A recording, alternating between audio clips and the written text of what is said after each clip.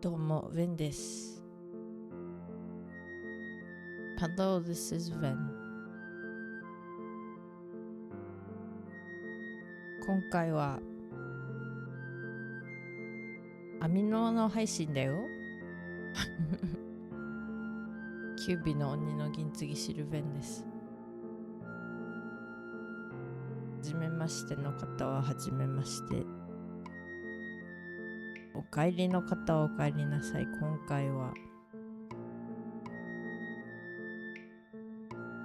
一応ね、チャリティー配信っていうのはあるんですけど、ツイッチでね、今ツイッチの Together for Good っていうやつをやってて、それがね、チャリティーのイベントなのでね、私は一応ツイッチのチャンネルはね、チャリティーつけっぱでね、誰でも好きな時に私のおすすめしてるチャリティーにね、貢献できるよっていうにはなってるんですけど、今回はね、イベントあるからね、私も参加したいと思って。はい。Hello, this is Sylvain Gintsugi. I am a fox masked Oni. Hello, I am participating in Together for Good on Twitch. This is an event that goes until the 15th. It seems that if you are on Twitch anywhere and people were doing charities through the Twitch website or app, if you donate a certain amount, you get like a special badge for doing so.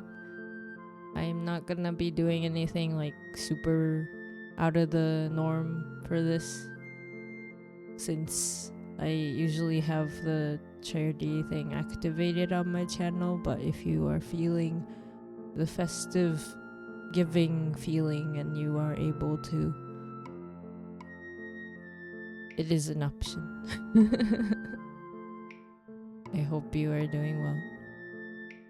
Hello Otis, thank you for being first to the stream. Venlo, hello Kitsu, how are you doing? Venlo, Merry Christmas. It's super early for Christmas, but yes. This month, I believe you can, well, according to the Twitch website, it said that if you are a part of this, if you want to do the Together for Good and get your badges, you basically need to donate at least $5 for one, and I think you get an extra 2 badges if you at more than $25 US, and then at $50 US. But that doesn't have to be on my channel. You can do that anywhere across Twitch as long as it's within the time limit, or the deadline is December 15th. Whatever the website says. But yeah, I also, well, if you are watching this as a video, you won't be able to see it, but I have a pinned comment, and you can go to the link through the pinned comment if you are here live, and then read all the details about what the Together for Good is. So yeah, that is what's happening right now. And I'm just gonna be knitting or crocheting something. I have been trying to make a bunch of stuff, so maybe I can, set up a way to sell them myself. So, that's what I'm working on, but feel free to just chill out. And if you are also someone who wants to work on things, this is just another one of my streams where we're just chilling. And also I'm looking to one side because my setup is a little different from usual. I made it so that I moved my point of view around, so this is kind of like a different setup. そんなわけでね、今回の配信特別な配信ではないんですが、もしねそのツイッチのイベント興味ある方はウェブサイトの方を見ていただければ幸いです。はい。それでそういつもわしのチャンネルねチャリティーつけっぱなしにしているのですが、今のイベント中は5ドル、25ドル、50ドルっていう感じでこう目標金額じゃなくて個人的にドネーションしてくださった方はツイッチ上でなんかバッジをもらえるそうです。はい。それって別にわしのチャンネルだけじゃなくてね、他の方のチャンネル通して総合なんていうの、累計金額が達成できればいいらしいのでねよかったらやってみてください。はい。なんかね他にもねイベントやってるからね、できたらやりたいんだけど、なんかもう一つはね他の方とコラボでやりたいなとは思ってるんですが、それはまだね未定なので、はい、また何かありましたら告知か何かをしようと思います。So I also know there's like another event going at the same time that's called Holiday Hoopla, and I guess it's like a collab event for people to join. I still have yet to figure out if I will be able to make something work with one of my other streamer friends, so we'll see how that goes. That's about it, I think. So yeah, so I will be just making a bunch of stuff.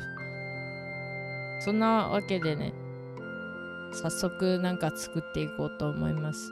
わしね、夏の間からずっとなんかものづくりに浸ってる時間が増えててね、それをねなんか何かにしたい、何かなんかマーケットじゃないけどさ、なんか出店やってみたい、出品やってみたいっていうのもあってね、わしはそういうのをやろうとコツコツなんか今のところ作ったものがいろいろあるんですけど、そう早速それを見せようか。So I've been making a bunch of stuff, like I said already.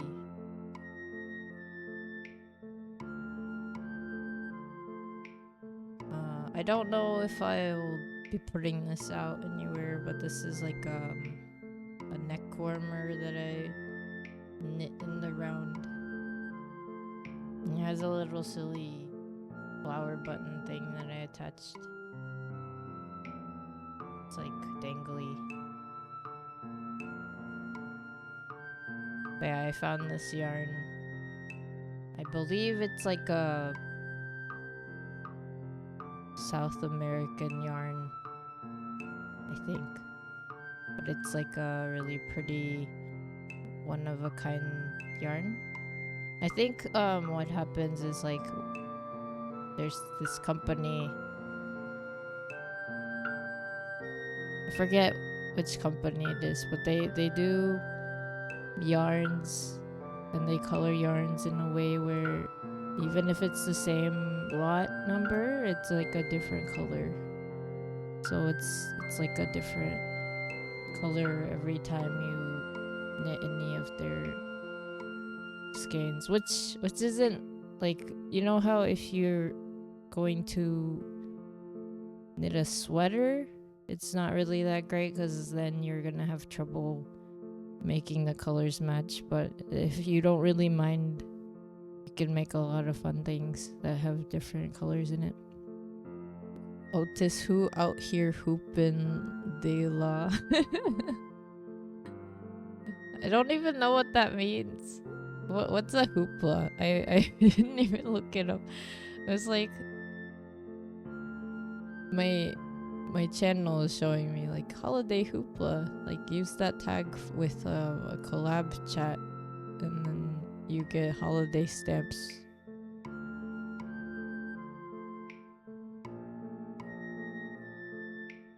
I don't know what that means.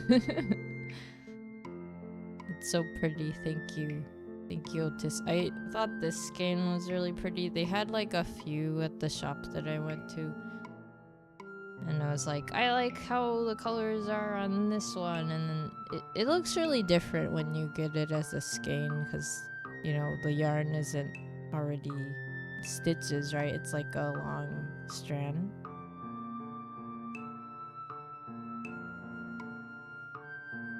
What I mean by that is, you know how, like, this is a hat that I made. It's kind of a really long hat, but here's the head part. So when the yarn is like this, you can see that it's like a pattern, right? But then when you're looking at it as like a strand, it's just like colors after colors, and it looks very different.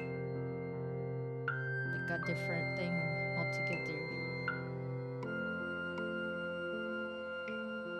But yeah, this is a hat I made on stream. When I finished it on stream, I was like, maybe I can just finish it off stream, but I managed to do this on stream, so. Well, a long hat for someone who has big thumbs. Doing the big think, and then you get the long hat. But yeah, I was thinking it would be used as like with a brim, so you would like fold it.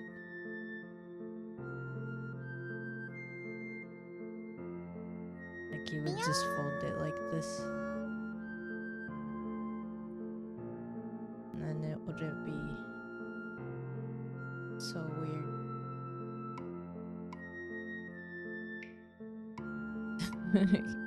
It is very myeong. Thank you, Kitsu. It is a myeong hat. It also stretches really well.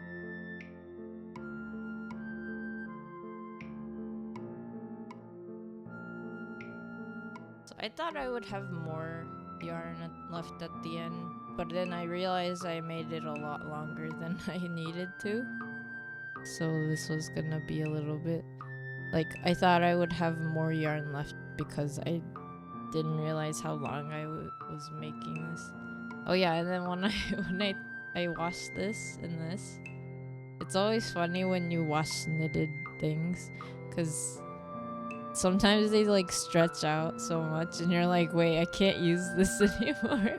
But then they'll go back to, you know, they bounce back to their original size. So I thought I was making a hat for like a giant. I was like, oh no, it's like twice as long as it looks. And then it was just that. It was the water causing that to happen. Yeah, that's the thing, is like, it's good to wash your stuff because you don't know how much dirt is in your hands, and also like in the yarn itself if you didn't already wash it in the beginning. Who knows, maybe a giant would appreciate a knitted hat. That's true. Maybe I should ask around. Oh yeah, and then more recently, so I had this really like fancy soft yarn. This was from like a 100 yen store. Actually, these both are from 100 yen stores. But then I was doing like the ribbing, so you know how all of these are like you see like the bumps and the waves, right? I was doing that, with this, and then I realized like it doesn't really stretch and bounce in the way that I thought it would. So it just became like this really big blob. It looks like a jellyfish.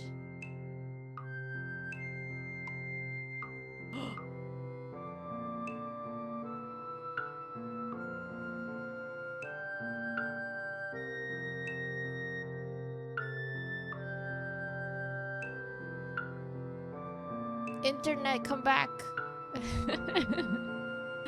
Internet, come back. It's back. Okay, good.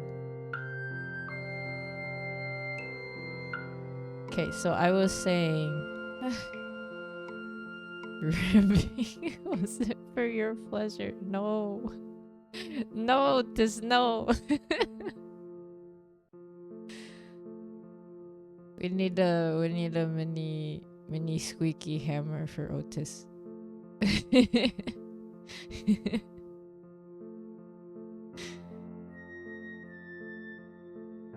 But yeah, this was like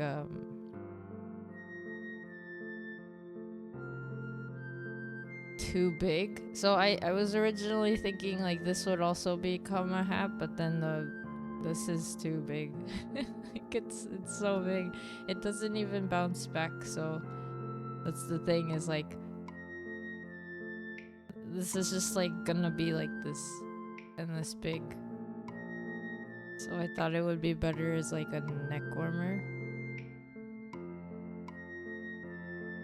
So yeah, this is like the more tighter side of this neck warmer, but then this side is just like a lot fuzzier. So it feels nice. At least it feels nice around your neck, and it's not like painfully like too big that you can't wear it at all.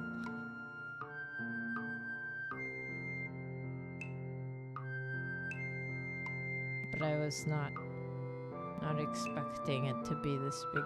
It's hard to see because I know like the way that my camera is set up, unfortunately, it's like it's very close to the table, because I don't really have like a good tripod for it.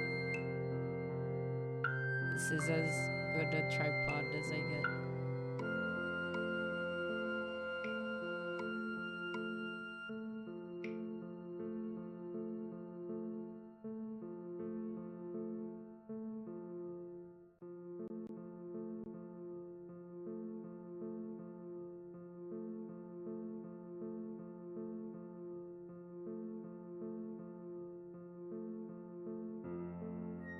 I'm looking at my internet connection. Why does it keep going off? Where? It's okay, I'm just stuck. Okay, it moves. It moves! I move again. Okay, it's fine. It's not a big deal. Okay.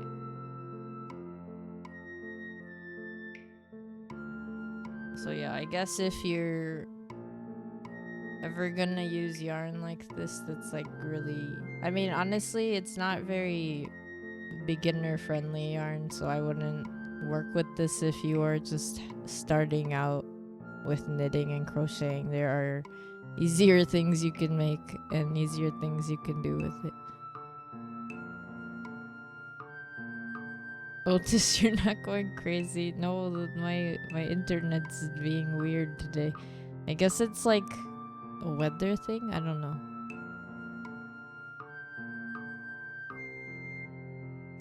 But yeah, if you're a beginner, okay, this is too thin maybe.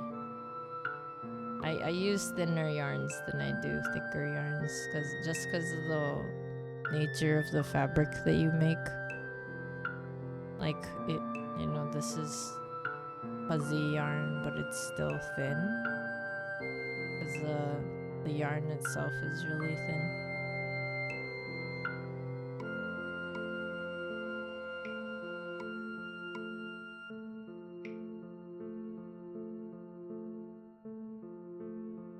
Oh yeah, so I didn't know how to do like a joining of yarn until more recently, where you can make it so it almost looks like there's no joined bit.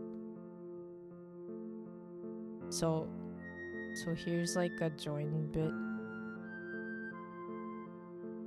If you can tell, there's like a slight difference in the color.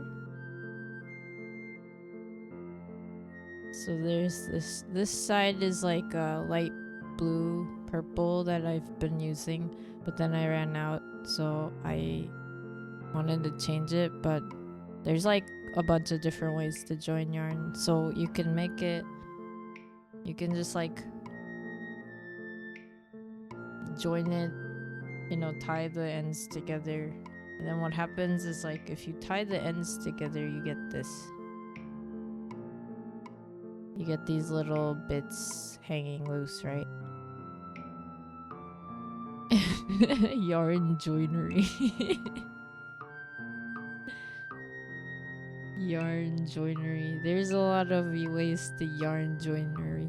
What the heck is going on? Well, I guess my face is just gonna be stuck for a bit.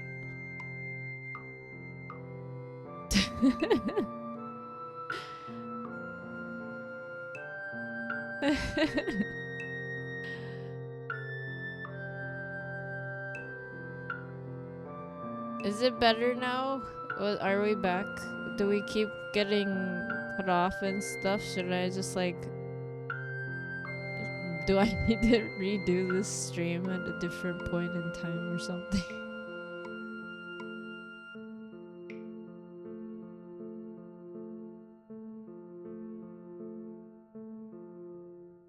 Otis, you find it funny because joinery is a thing in woodworking. Oh yeah, that's true. Woodworking has a lot of cool stuff. I don't know how to do woodwork. I only made like one thing with like woodwork for my school, because they were like, you need to make a thing with wooden saws, and I was like, okay. I still have it. I made like a shelf. It wasn't supposed to look the way that it does, but I just improvised, and I was like, this is to show that, you know, things are the way that they are. I don't But yeah, so if you join it like, you know, how you would just tie a string together, you would get little bits, right? But then there's also a way where you basically put, like, join each end of the yarn like within each other. It's kind of a weird thing. I can show how to do it maybe. But yeah, so if you can see, there's no ends that are sticking out, or you don't have to worry about, you know, putting the ends in or cutting them off. It's always nice not having to worry about weird bits sticking out. That's the like one thing that can get frustrating, like if you're doing something like color work in crochet or whatever, you have all these ends that come out at the end. But I guess like there are ways to join crochet stuff without having to leave the little strands at the end. Like you can weave them in as you're working them, but I think it depends on what you want it to look like. Sometimes it can look kind of messy. You fuse the yarn, like, you know, yeah, kind of, because you basically take a needle, you take it, and then you know, you have like your needle and thread like you would have like a sewing thread, right? But then you like sew the end into itself, and then it makes a loop. And then you take the next yarn, and then you thread the needle the same way, but then you take that needle with the yarn through the hoop that you just made with the last strand. And then you basically like pull it through itself again, and then you have like these like hoops that are interlocking, and then that's how you make it work. I forgot, I think it's called a Russian joint or something. Otis Twitch is being stinky, and sometimes it gets dangerously close to dropping the stream. We'll see. I guess I can do this for like an hour, and if it's being fiddly, I might try and do it at a different time. We'll see. 30 minutes. Let me know if it keeps being weird. Because I think I'll be able to at least read chat. Hopefully. Hopefully. Even if my face is, stuck in one position.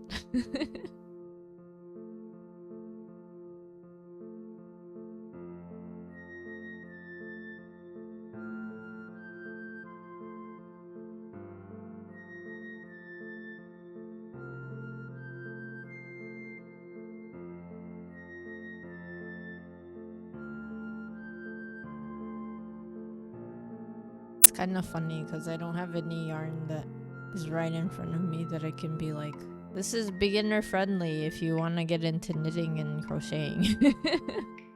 I'm like, I just have a lot of thin yarns because that's just what I got into at some point. I guess this is nice. This is like a nice yarn for beginners. The only thing is, this is like a what's called a single ply, and it's basically yarn that's just twisted. So when you make yarn, you have to take like any type of fiber and twist it until it becomes a string, basically.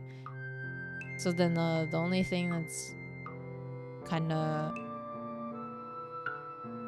like the downside of this is that it's not really strong on its own. So like if you pull it like the ends too much, it'll like actually just snap.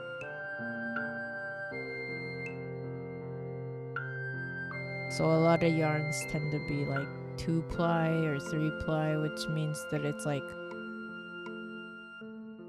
this, but then twisted around other ones. So then you can't really pull on each end and just like rip them apart. Like you can rip them apart if you do your best, right? Because it's still yarn, but like if you want to compare this to something like this, I don't know if it's like showing as well. I know the camera is probably too small. Maybe I should move to the showing room. I wonder if that would be better. Because it's like you guys have a screen and it's me, and then like a tiny screen in the back, and it's like, what are you looking at? Let me do something.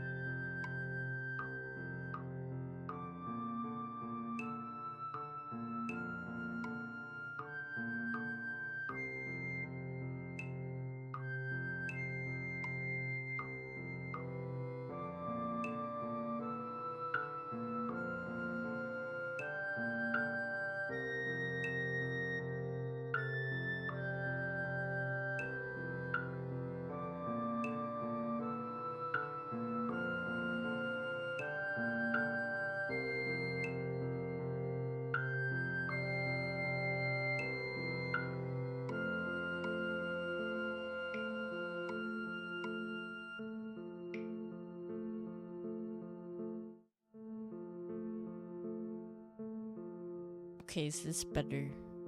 これの方がいいですか？やばい。なんかさ、ネットが微妙だからちょっとやり直した方がいいのかな。Maybe I have to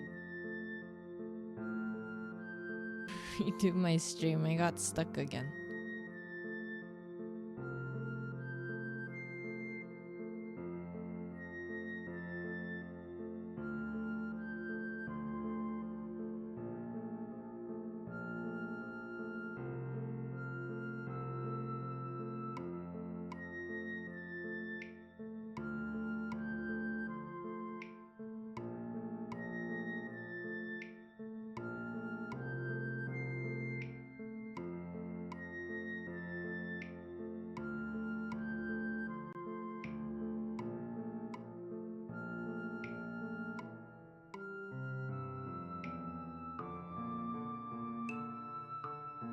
Is this easier to see?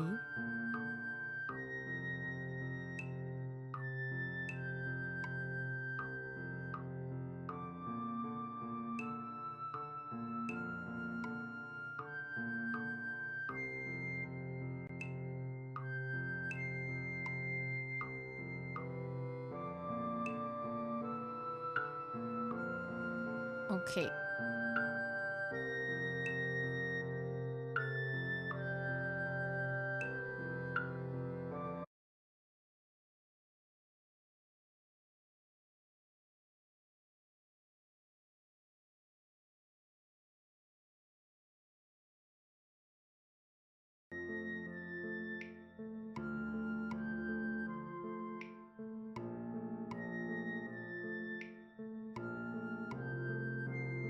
Internet. Internet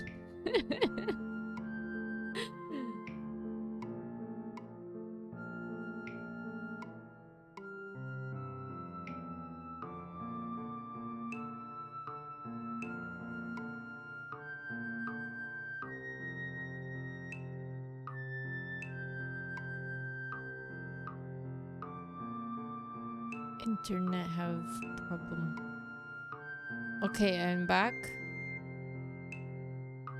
I hope this isn't gonna leave like a trail of VODs, you know? like a 5-minute VODs. Oh man. Okay, this is what I'm talking about. Okay.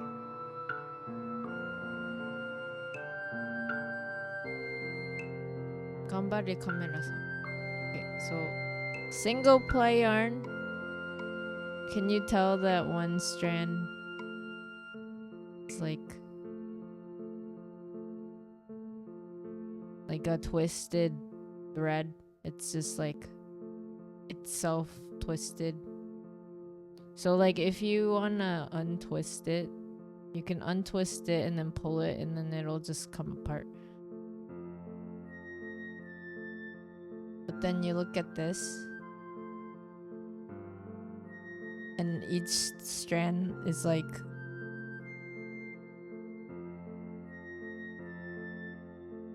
if you look at each strand. Kamera-san ganbare. Kamera-san.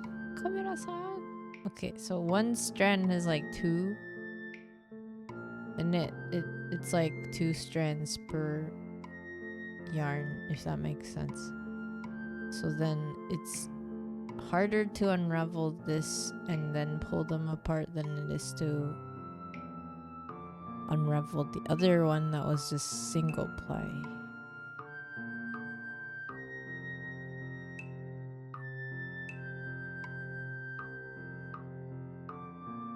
Oh yeah, also depends on what it's made out of. This is also just 100% wool,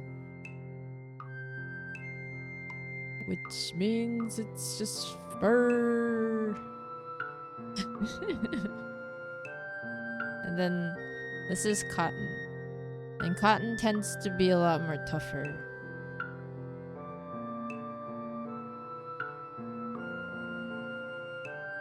So cotton is pretty good if you want something that's for the summer or like, you know, hotter weather, it's good to pick cotton. Oh, and then so these are like really easy to make. But basically, I have these little cup holder things. So here's the cup holder. Basically, it is what it is called. So you put a cup in it.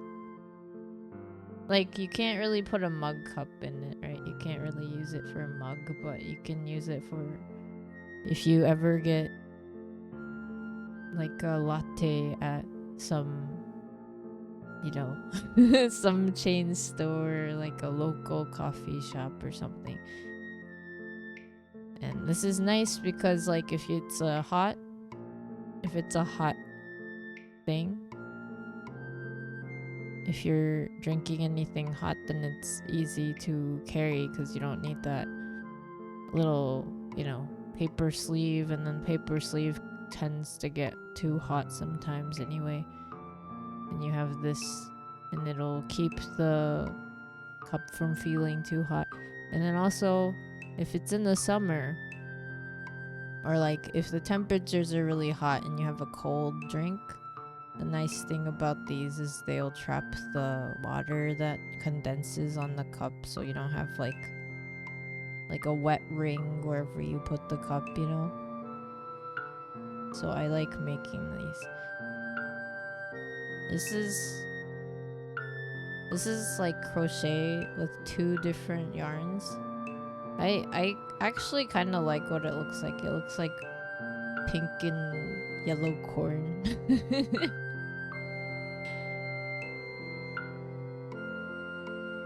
Yeah, there's a way to do like color work without all the strands coming out. So this I managed to like switch them every stitch.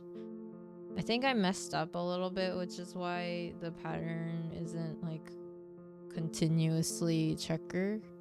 Like, you know, right here, it's like it's different from up here. But that's like one way you can do color work without you having, you know,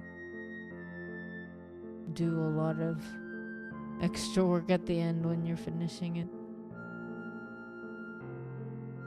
But yeah, if you're making these for yourself, it's just like you make a ring, a magic ring, and then you just increase up till like however big the bottom of the cup will be.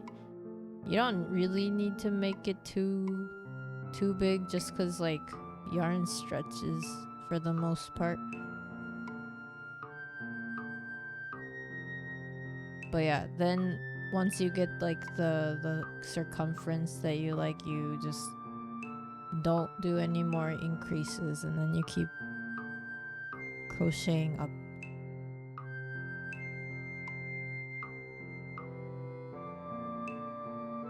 But yeah, I've made a bunch of them. Here's one. I think I made this on, maybe not on stream, but I was like working on it a little bit. I think I had to unravel it though. But this is like, I used this yarn, and I also used this yarn. And then the blue yarn I don't have anymore because I used up the rest, and that's why like this part is all blue but not the top part. And this is a little thicker because it's using like 3 yarns, but it's nice to have like a thicker version too, just in case you have like a really hot drink or something.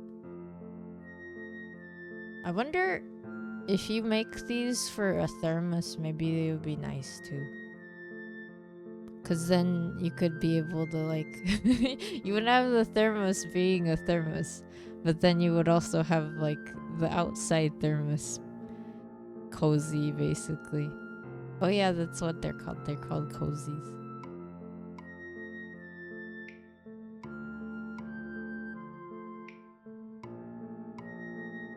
This one's another one that I use pretty often. should probably wash these. Kind of looks a little dirty. This is cotton. It's like a lighter cotton. Oh yeah, so beginner project. This is like a good beginner project to learn how to do magic rings. And this is mine, and you can tell it's mine because I didn't put in the effort to do anything about this extra bit. It's still like the way that it is when I finished it, because I was like, I don't want to put the ends in, I don't want to weave it in.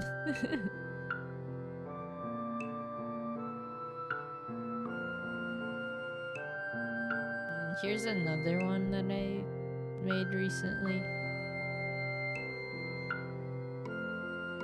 But this one's fun because you basically have like you're using like a pooling yarn. So you use I don't actually know how to pool. Pooling is like a technique you can use to use one strand of yarn and then make like diamond patterns. I think if you look it up, you can find a lot of examples. And then there are specific yarns that are colored in a way that it does this. And I believe this yarn was like that. But that's why you see that, like, you know, it's kind of pooling, if that makes sense. It's like the colors go in like one area because they're supposed to. It's just that if you were to calculate properly, you could make like a diamond shape and then make it look really pretty. But I didn't know how to do that, and I wasn't really interested in putting that effort. So yeah, this is kind of like what happens if you have yarn that has even color, like the color bits are the same length almost, I think.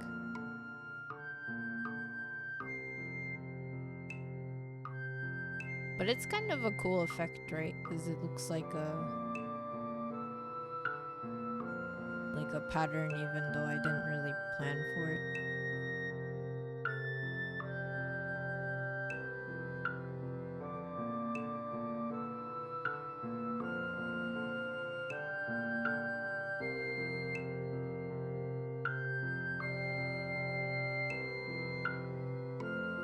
So yeah, recommend making something like this for yourself if you have yarn, if you are interested in making things with yarn and then you like doing crochet. Obviously, these are a little too tiny, I think, for if you were to just like begin, you know, if you want to do this as your first project. I think it's doable. It's just kind of like, I would probably pick thicker yarn. Only because obviously thinner yarn means thinner needles and hooks, and then thinner means that like you get thinner fabric, which is nice. Like if you're making scarves, you want like a light, airy scarf maybe for yourself, but then you know, when you're starting out, it's gonna feel like you're running a mile at the slowest pace possible, if that makes sense. I felt that way when I first started knitting. I was like, dang, it takes me forever just to make one thing. Why? And then it's like, you know, then you have to be like, is it worth it? Like, do you want to work on this thing? So I have like I just realized I still have this like scarf. Oh, and yeah, it's a scarf that I was working on during my knitting streams. This is like a different one. I finished one of them more recently that was like a purple less creamy colored like this one. But then I have this one too, and I was like, wait, how long is it gonna take me to finish this one? Probably like 5 or 6 hours for like, you know, another bit, because I want it to be a little bit longer.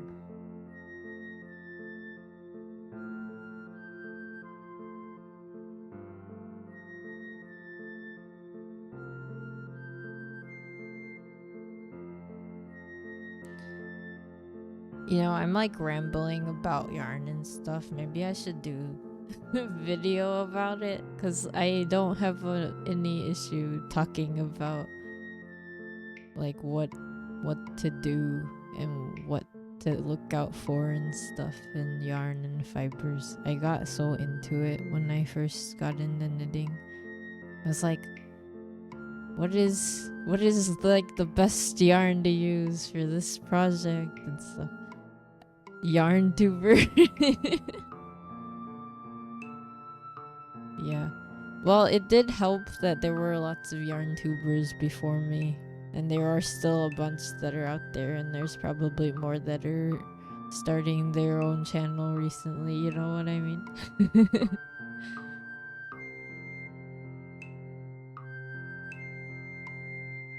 Become a yarn ball and become yarn VTuber.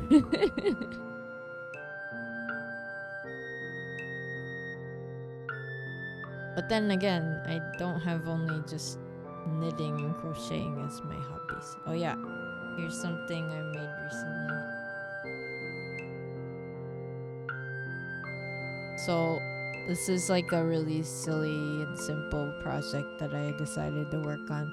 I have like a bunch of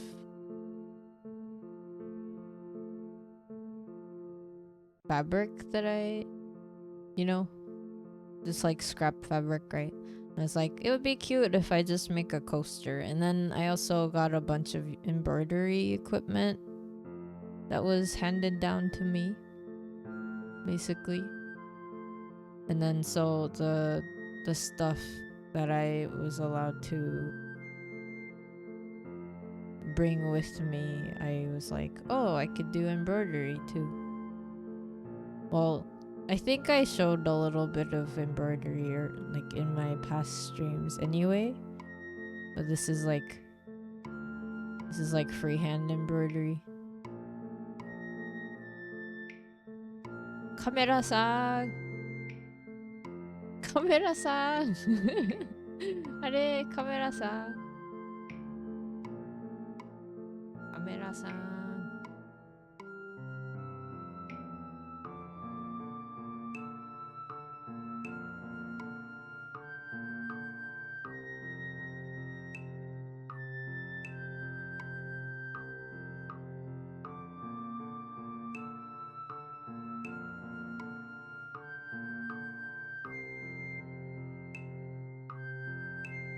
My stitches.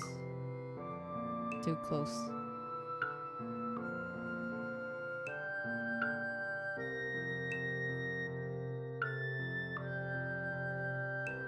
Can you guys see this? Is this clearest? I think that is clearest.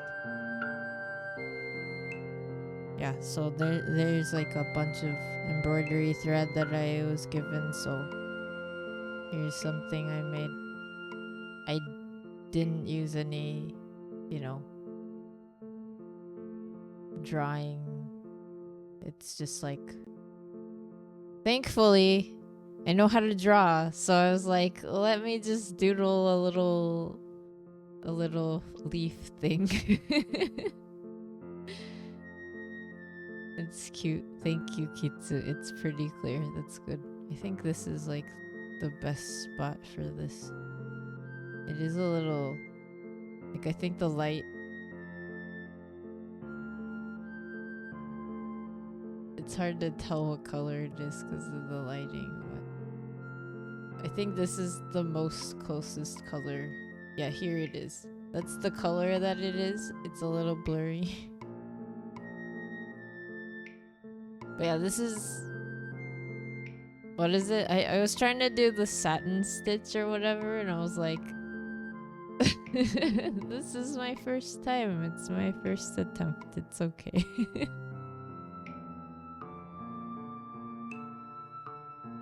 Yeah, I basically just like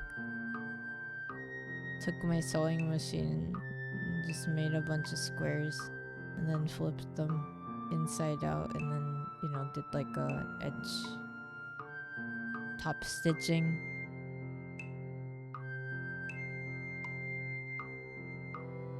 But then the thing is, you know how embroidery is like really small and also tedious, so I haven't done that much. I've only done like this one.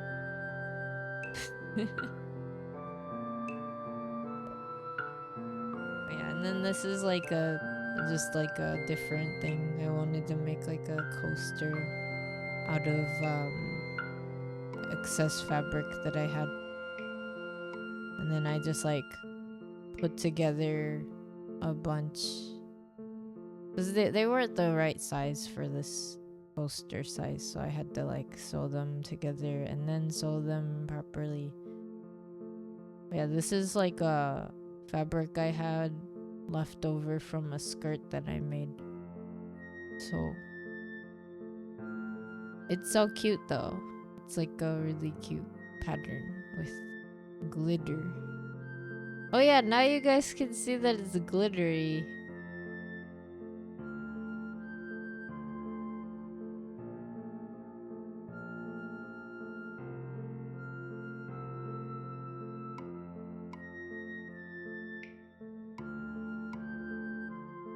Yeah, holiday makings.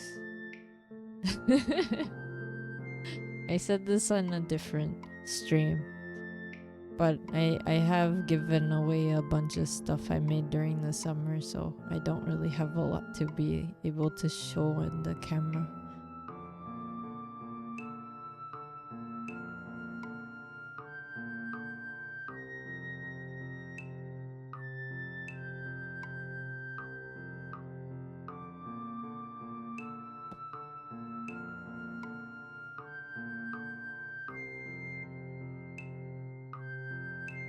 So I did start rambling about, you know, what to think about if you're gonna do knitting and crocheting if you're just starting out. But I was gonna make one of those, like, the cup cozies that I've made.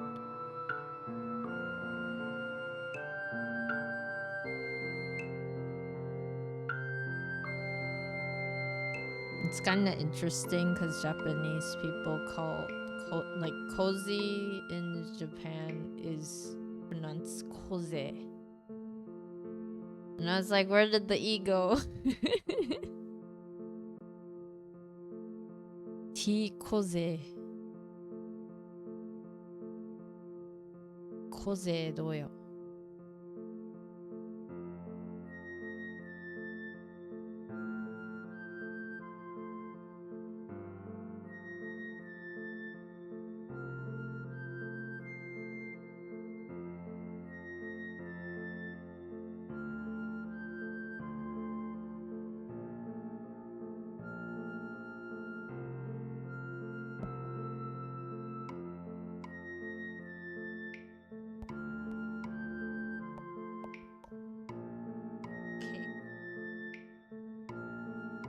I gotta yell at my mic. Ah! I am farther away from my mic now. Does this sound like I'm yelling? Ah!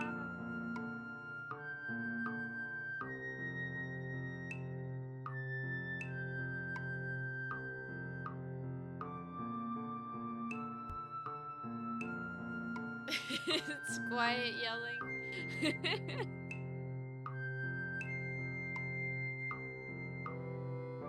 Yeah, here's something else.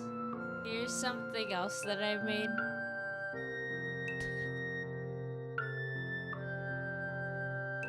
This is also pretty.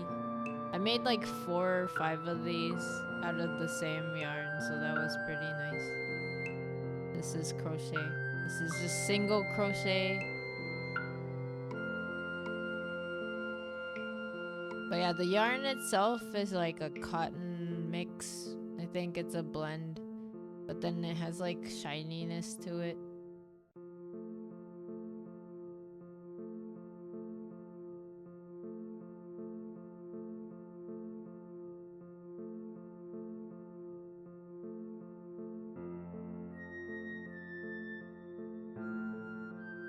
So shiny! Shine!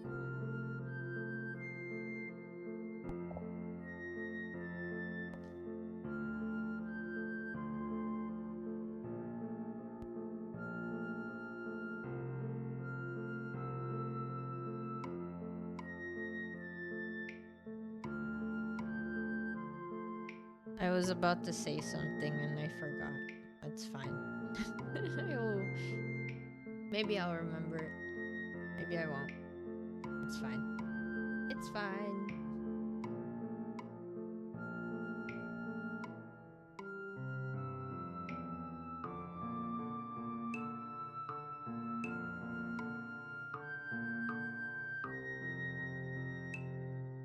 I made a bunch of flower things. I think I've already shown before.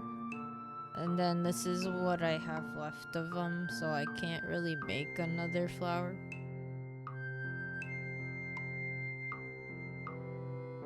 Like, I could probably make, you know, flowers. Like, I can make individual flowers, but I don't think I can make, like, a whole 6, maybe. I guess I could try.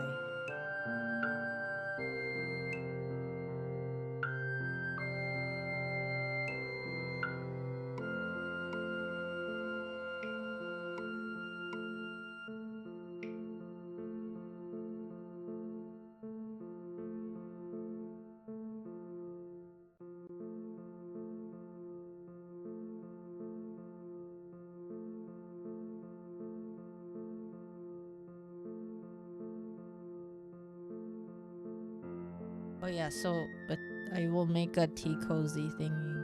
A bottle. Well, not a bottle. What is it? Cup cozy. These guys. Me cannot tell where to put things for the camera. Here's something I will make. But this yarn is slightly thicker.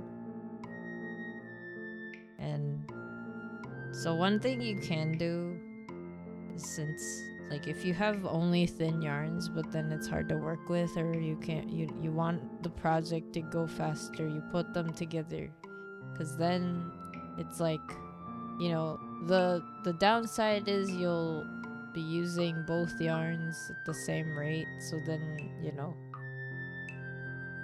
you'll have less left over, if that makes sense, right?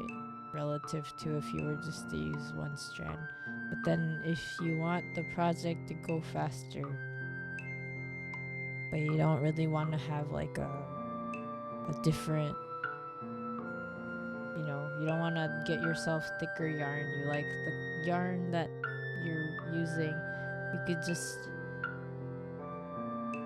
put them together. Oh yeah. I saw someone on YouTube calling the magic circle the magic butthole. It's like, what?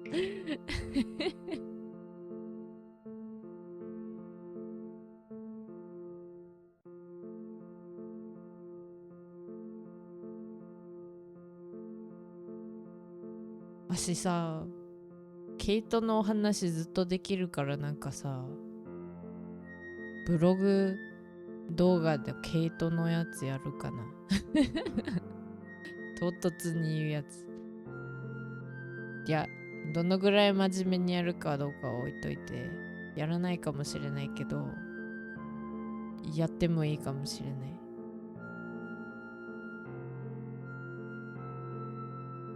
ん？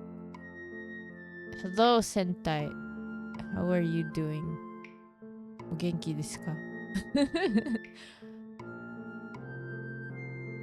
好きなゴジラ映画は？わしの好きなゴジラ映画どれだろう。最近見てないよ。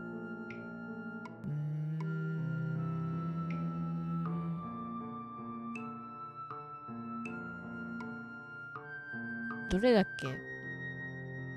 I haven't really watched recent Godzilla movies. So the last one that I watched and I was like actually invested, I think, was the one that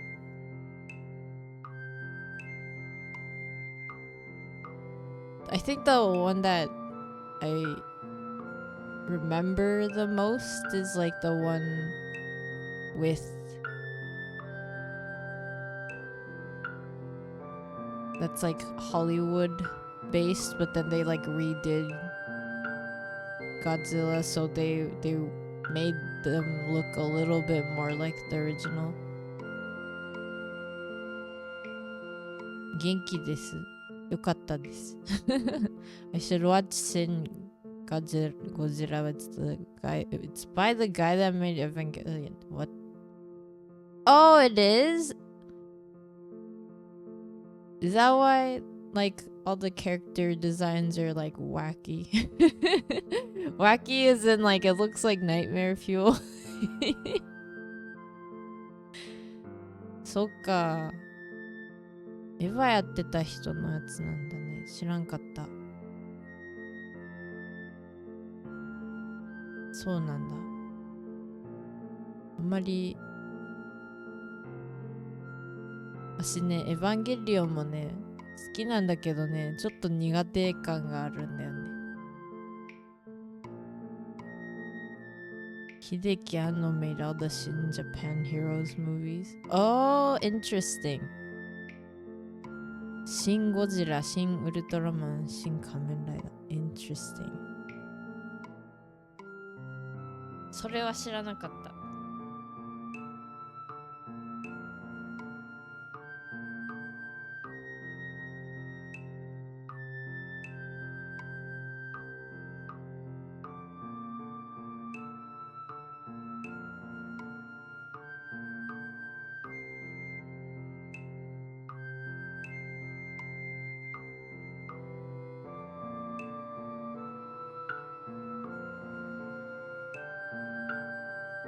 He's working on a project based on space battleship Yamato now. What the heck?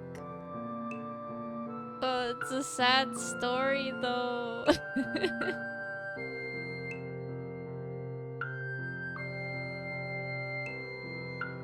Do you like sad stories, Sentai? Do you watch like what is your favorite genre? Or do you have more than one? I've been getting to get into some like tokusatsu stuff. Like I never really grew up with it, but I have friends who are into tokusatsu stuff. So one of the things that I was like recently invested in, I forget what it was called. I haven't watched like all the episodes or anything, but I got to watch Bunbunja. That's like a Boom Boom Ranger. And then what else? I got a little bit into Kamen Rider, but I haven't really watched that much.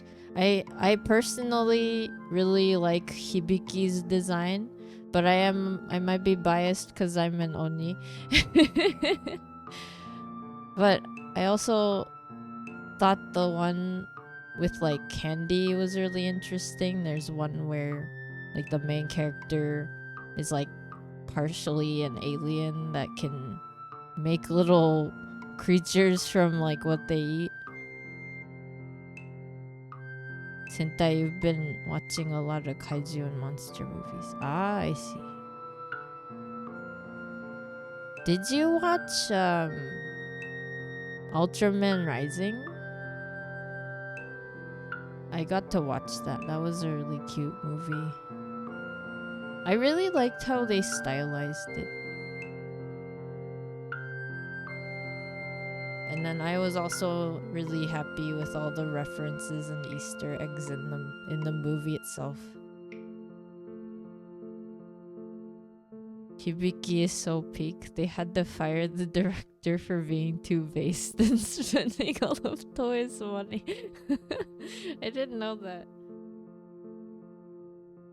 See, I did hear that Hibiki was originally gonna be like a completely different thing, and it wasn't like really a Kamen Rider thing or something.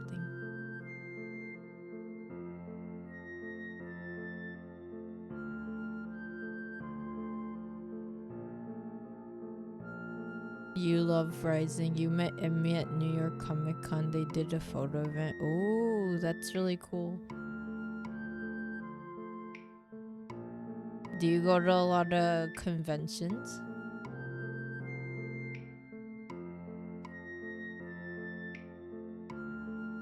Not gonna lie, I am a little biased with like Ultraman Rising just cause like I don't know what it is. I have a soft spot for like masculine figures being very caring. So you know, I might be a little biased. I was really happy with like, you know, the main character being a dad and everything.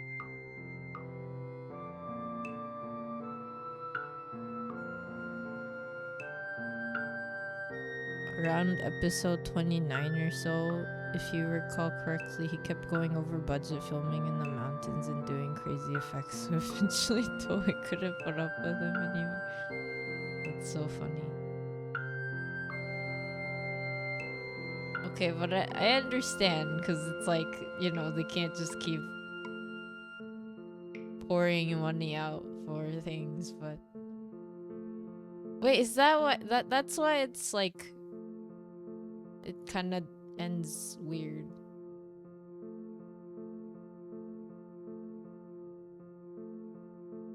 I think?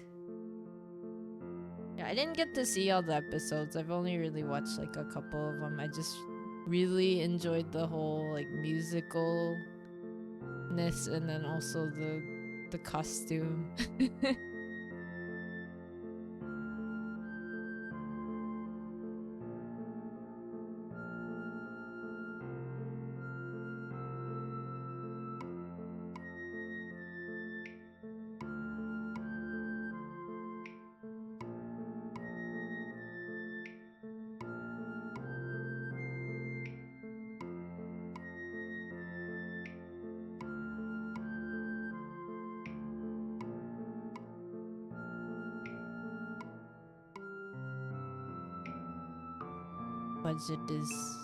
Budgeting is important.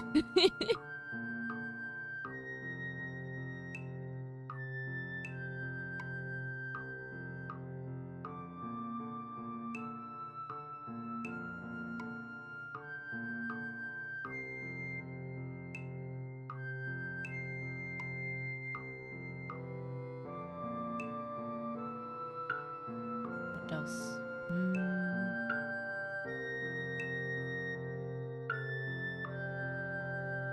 I'm like, should I talk more about Ultraman Rising and what I liked about it, or have people not gotten a chance to see it? It's been a few months.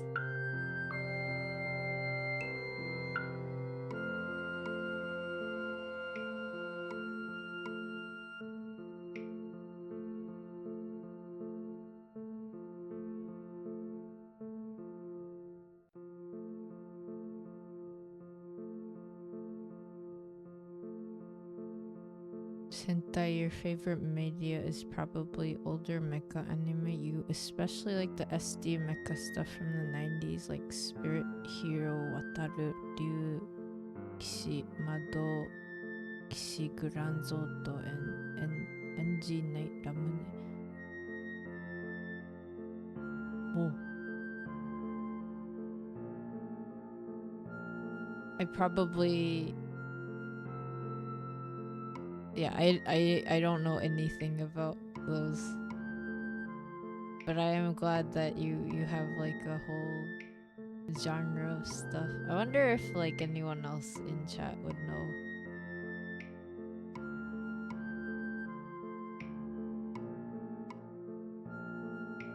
My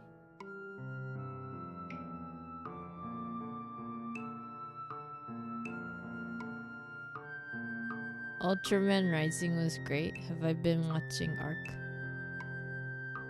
What is Arc? Wait, I don't know anything about Arc. To be honest, I don't really watch too much TV or like a lot of movies. That was like, I think I was like actually in the mood for a movie, and that's like when I watched Ultraman Rising. But the rest have been like anime. Like I tend to watch a lot of either sitcom like ones or like slice of life ones because they make me feel safe.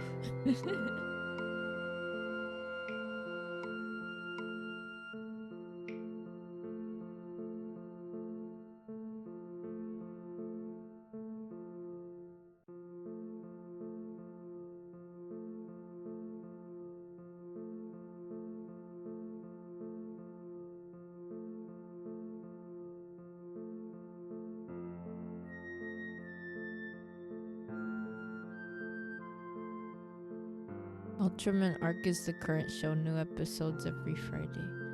Oh. Yeah, I haven't really been paying attention.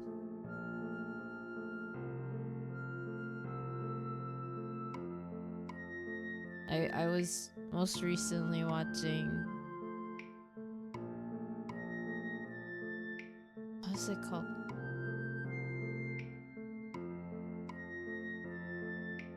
Oh, I got in the dungeon Mishi. I got in the Delicious in Dungeon. I went to like the museum, the manga museum in Kyoto, and I got to see the Ryokokui exhibition, the artist like gallery, and then what else did I get into? I got a little bit into Mr. Bad Guy's Day Off? And then my new boss is super goofy.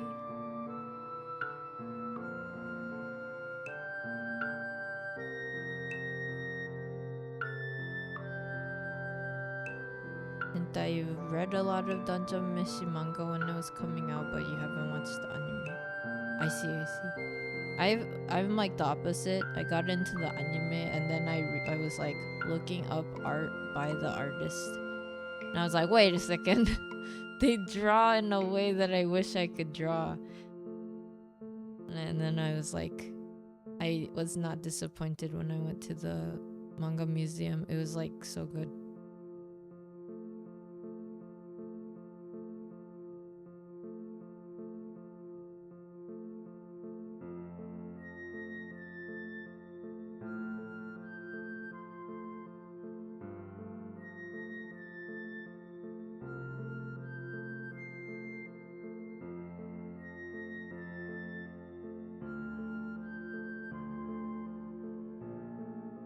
Maybe I can look into Ultraman Arc and see if it's like a thing that I could get into.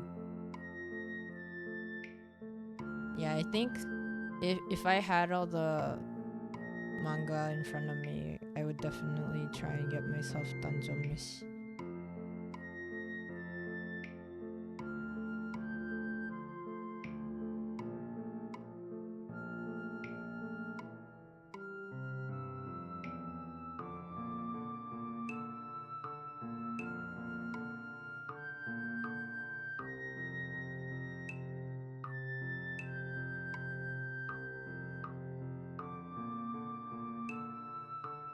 I think Rising was fun. Like I was happy with the way that Rising went, just cause like it was kind of sad at times, but I think overall it was like a lot of positivity, and that's what I really liked about it. But also cute baby, cute baby monster. is cute. Sentai, you wanna go to the Ishinomori Shotaro Museum? We weren't able to go last time you were in Japan. Oh, that would make so much sense. That totally makes sense for you to go. I hope you get to go.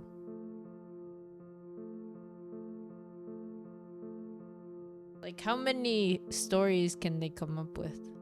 It's like they can just come up with all the stories.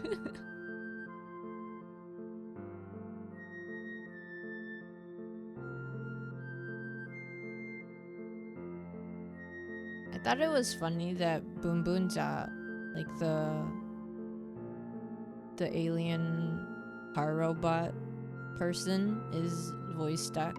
Like they have a lot of like really well-known voice actors playing certain parts, especially of like the bad guys and, you know, costume and stuff. And then like was it Boom Boom? Is his name Boom Boom?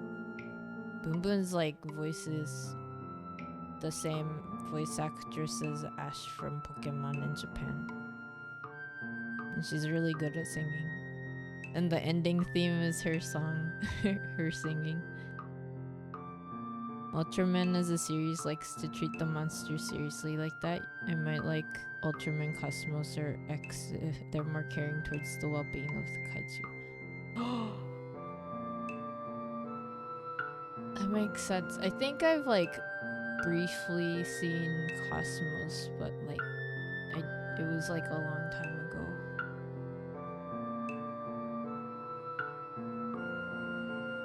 I will have to ask. Maybe I can ask if I can watch those. Cosmos and X. Yeah, I like it when it's not like the kaiju are always bad and they're always like the enemies and they have to be destroyed. I guess like that's like a theme that I tend to stay away from because it's so like polarizing. Bundorio is voiced by Satoshi's voice actress. Yeah, she has such a great voice.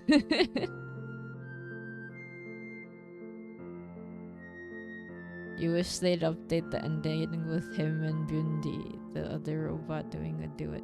Oh yeah, the friend.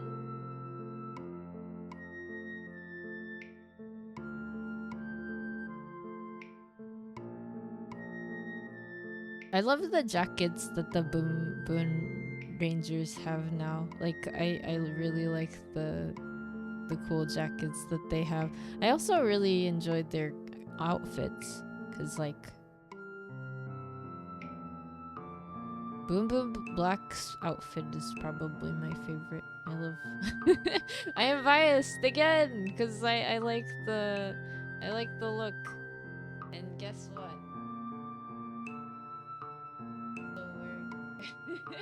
Something that's my outfit. Can you tell? I'm also wearing overalls. Can you tell that I like it?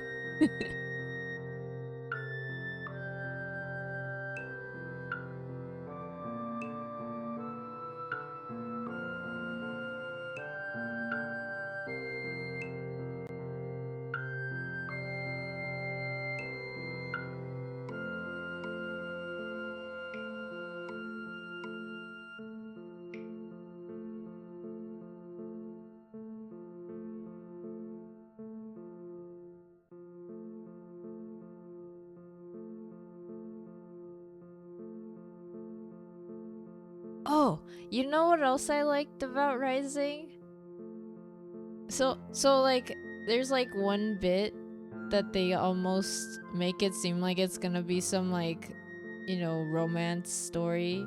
And they didn't turn it into that, and I was so happy about that because I was like, oh man, like if this was like a mainstream, you know, movie, it would totally just like that would be the story, and then that would just like make everything like all Gucci or whatever. But then they didn't. And I was like, oh yeah, that's kind of like refreshing. Even in the original Ultraman, they had friendly and sympathetic kaiju like Pigumon, Gavadan, Seabos. Oh yeah, Pigumon's so cute. Pigumon's always like been like the silly one. The general position the series tries to take is that the kaiju and aliens should be respected as living beings. Some of them are dangerous or even malicious, but we're all just trying to live. Yeah.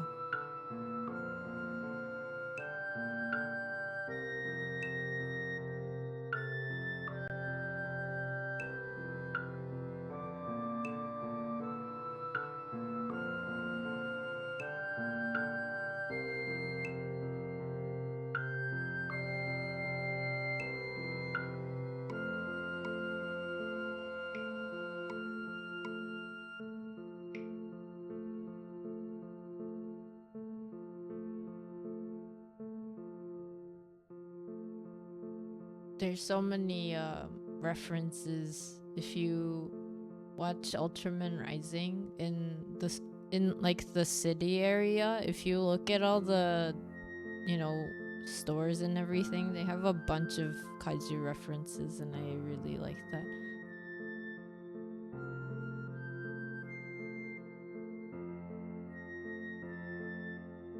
Like there's an Ultraman 7 reference. There's like,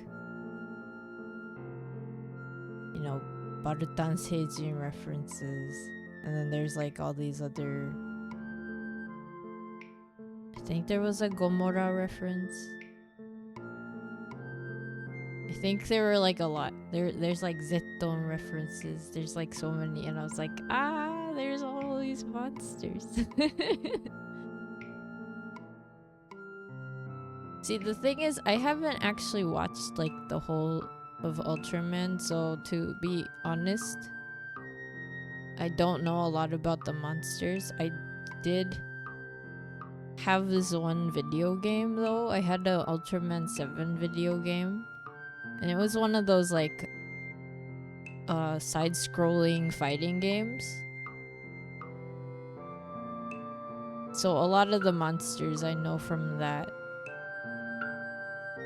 And then like Red King, which is not a red monster at all. You're like, why are they called Red King if they're not red? Speaking of references in Ultraman, have I watched Dandadan? It's another one where you've only read the manga, but it has a lot of references to tokusatsu and stuff. Oh yeah, I haven't gotten a chance to watch that either. I'm like weird. I feel like all the ones that I choose to watch are like super peaceful, I guess, except maybe Natsume Yujincho. Natsume Yujincho can kind of get spooky, but it's like a yokai thing. But yeah, I like yokai stories. Something you appreciate about the recent shows like Ultraman, Blazer, and Arc is they're very disconnected to the broader lore, so you can enjoy them without the context of the rest of the series. Oh, that's cool. Maybe I will watch that.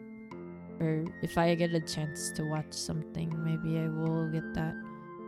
Wait, so Cosmos, X, Blazer, and Arc. How many episodes is that? Is that like more than 50?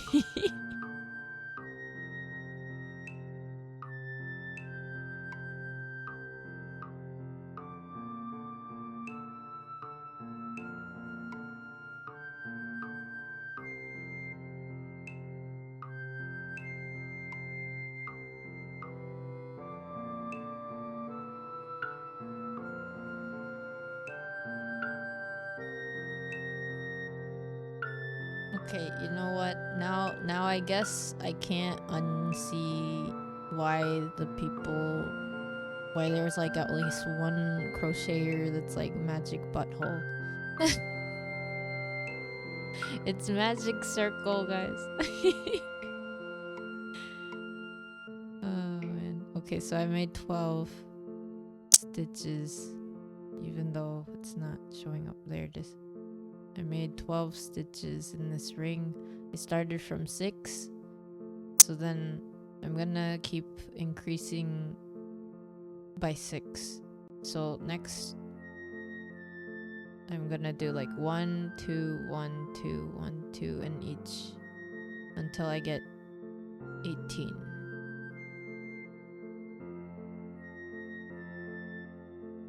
Ultraman seasons are shorter than year-long stuff. Like Kamen Rider season is around 30 episodes, usually less. Oh really? Wait, Kamen Rider's longer? I didn't know that.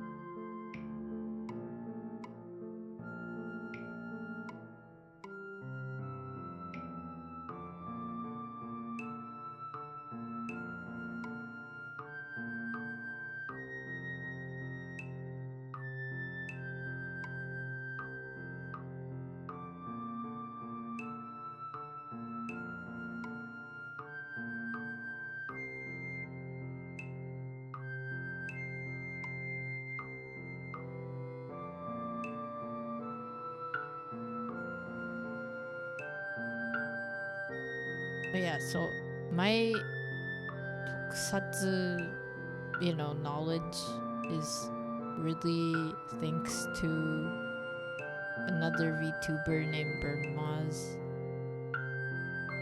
I feel like Bird Moz is more known than me, but Bird Moz is like knows a lot about tokusatsu stuff.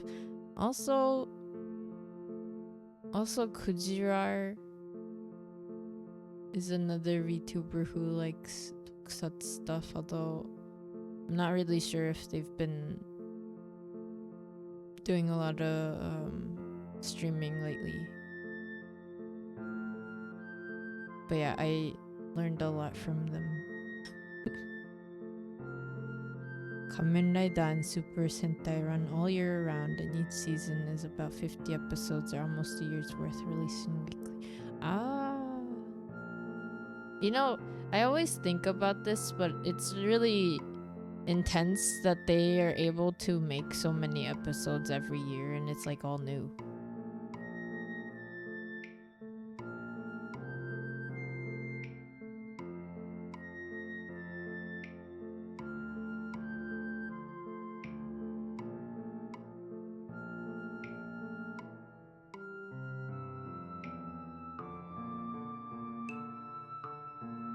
And then with anime, depending on like how popular it is as a manga and all that, and how much like the budget I guess is, I think it's one season for anime is 12 episodes, and it's like one kuru. So then if your anime goes beyond like 12 episodes, usually it means it's like relatively popular. And then if you get like more than one 24 episode or 25 episode season, so like 2, that's like half a year basically. If you get more than half a year, your anime is like way more popular.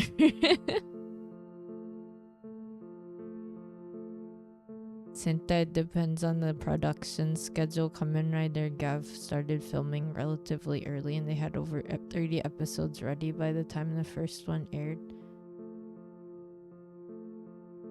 So that means like they're probably getting ready to air like a year in advance, right? Or at least like half a year in advance. So like Boom Boom Ja is probably already finished.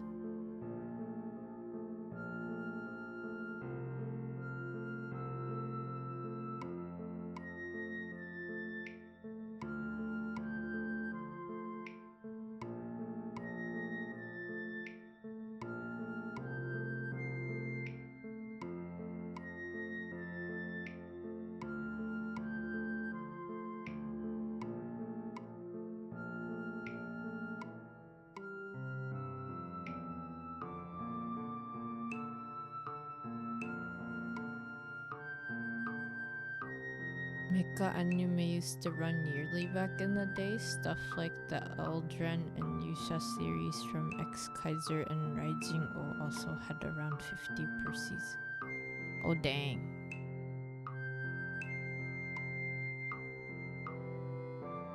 You know, I'm trying to think of like mecha anime that I ever got into. And I feel like the closest one, which I know it's not mecha, but the closest one that I got into was Tiger and Bunny. I guess that's kinda tokusatsu anime in a way.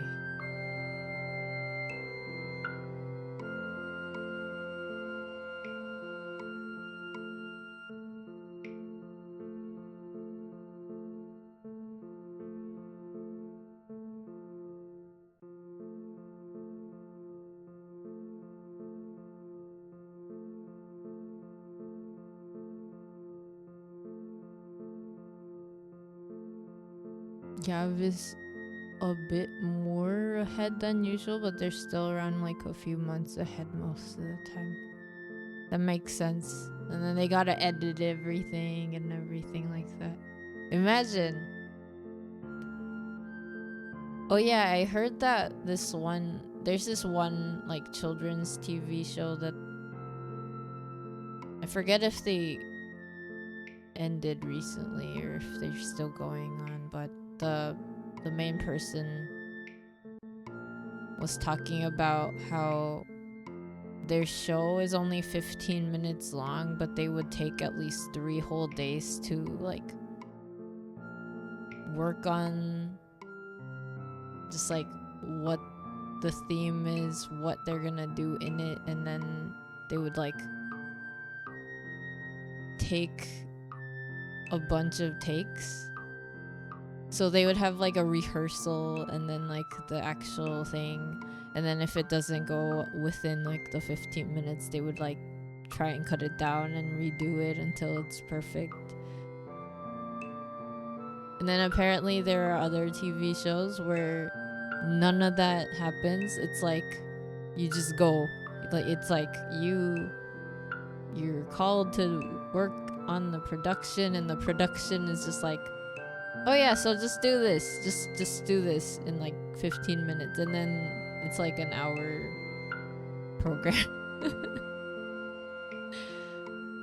So it makes sense. There's like a bunch of schedules for every type of show.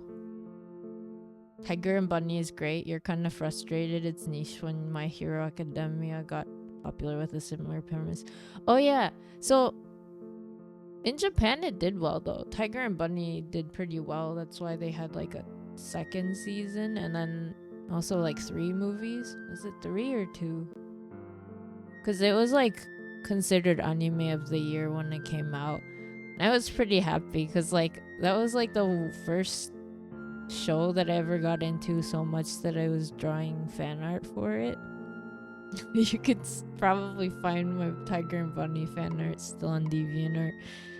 But yeah, anyway, it's like yeah, I really like the series just because like the main characters are adults, and I think like I had watched and read so much manga where like everyone was, you know, a teenager, that I kind of lost my appetite for that, if that makes sense. Like I just, nothing wrong with that, because like those manga are fun too. It's just like I was like, you know, it'd be nice if there's like a show where it's more about adults. And then it was like, oh look, Tiger and Bunny. So funny. I also love the way that the characters are. Like they're all flawed in like a great way, but then everyone kind of cares about each other. I think that's like a big thing.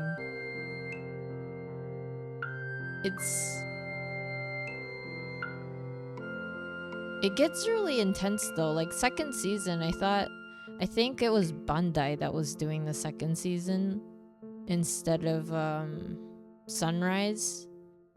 Because you know, Sunrise is like the people who do all the Gundam stuff, right? And then Bandai is like a different company altogether.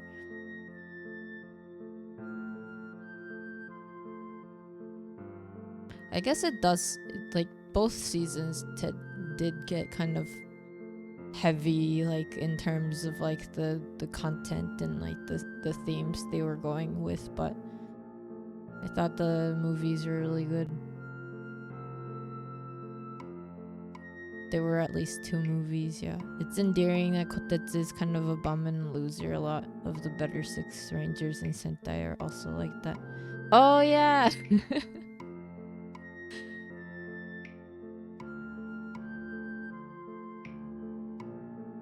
I made 18.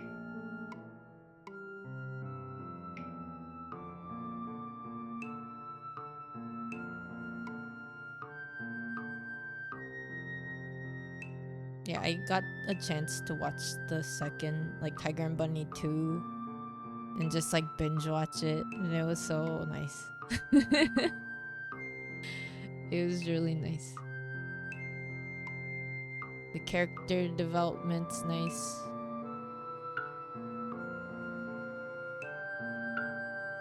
I kind of wish they had gotten a little bit more in terms of like what's going on with like you know the the supposed evil people, because there's like a whole story behind them that you don't really get to see in the anime, and I'm like, since Tiger and Bunny isn't even like a manga, you can't really, like, there's no manga to go back to or anything. It's like a TV show only thing.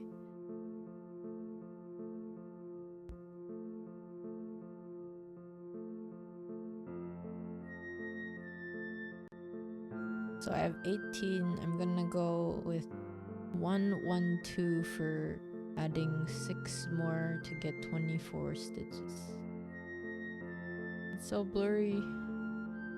Kamera-san, ganbatte. The new purple Bunja is like that. He seemed cool when he showed up, but all he does since joining the team is scrunch for money and eat all day. It's great. Yeah, he was like, I thought he was gonna be like Silver Ranger or whatever. You know, because everyone loves Silver Ranger or whatever. And then it's just like, he's another dude. Just another dude.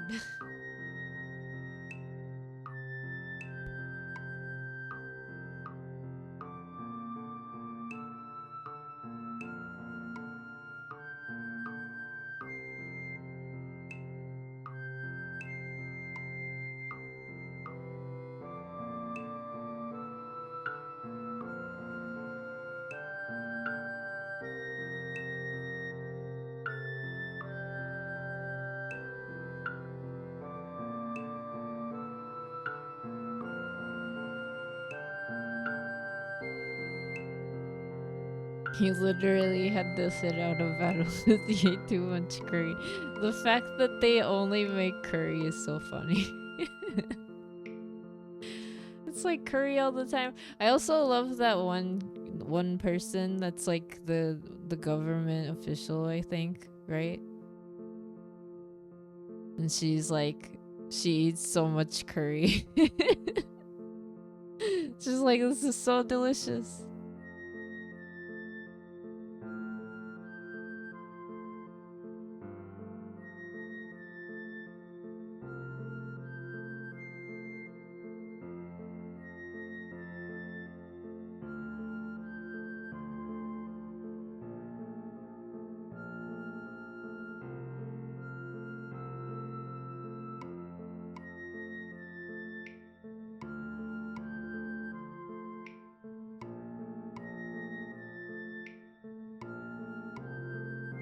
My question is, do the alien people, are they able to eat curry, you know? Because they're the ones making it, like right? Like that's not a human making curry in that garage.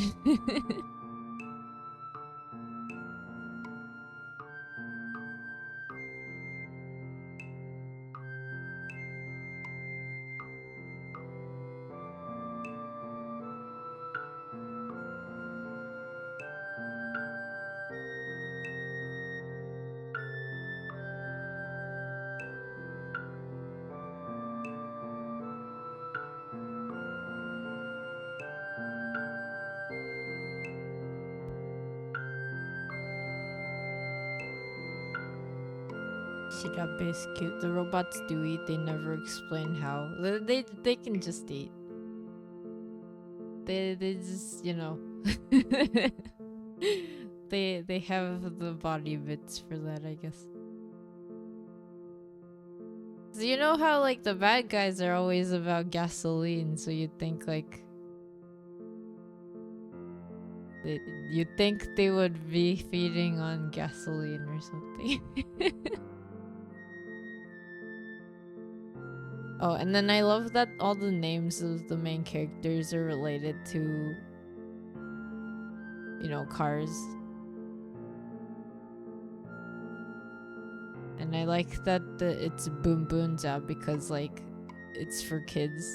Because it's like the little mini cars that kids use, and then they're like boom boom.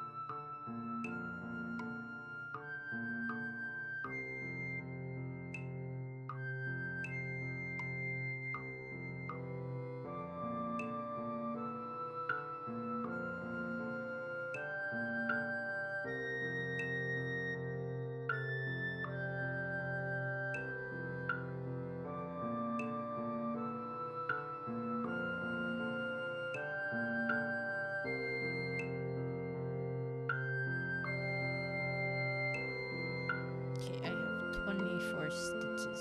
I think I'll try doing 30 and seeing how big it gets. Because maybe it'll be big enough for a cup. You love the 3 bad guys, Sentai? They're basically Team Rocket. The head writer also did a lot of work on the Pokemon. It's so fun.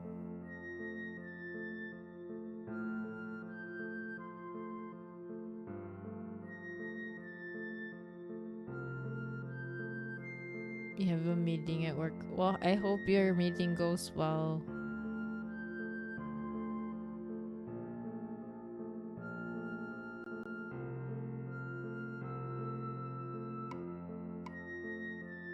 So 24 to 30, I will be adding another 6 stitches. So then that means I'm gonna do 1, 2, 1, like 1, 1, 1, 1, 2. So add 2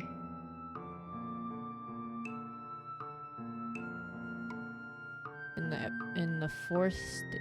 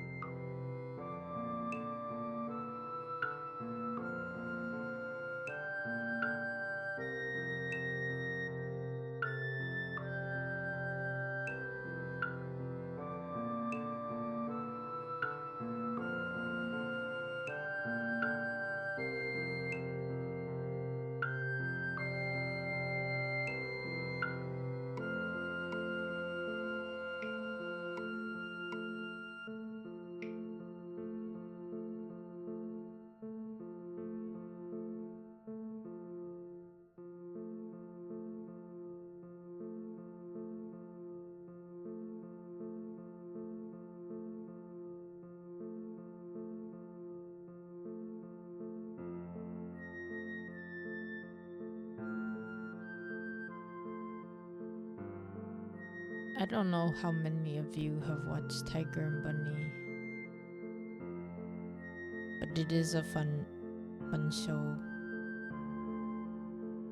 It does get really like intense though, like the last bits of each season. So there's only 2, but the last bits get really intense.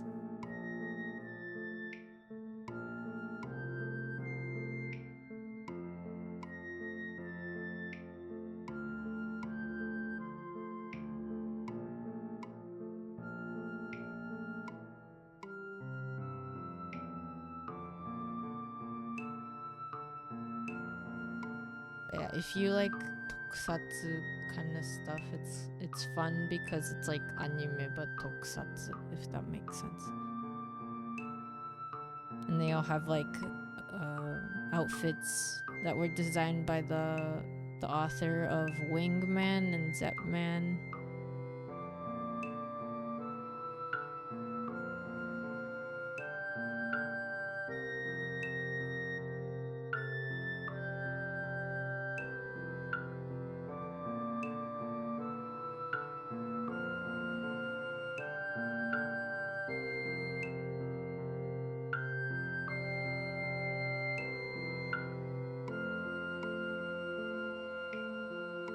They make a lot of cool designs. Personally, I'm not a fan of some of the things that they've written, but it's only because it's rated R and I don't really need that personally. But if you are interested, like, they really draw well, so that's like one thing I appreciate about their stuff is like they're able to draw like superhero suits and monsters really well. Like they're really cool monsters and everything.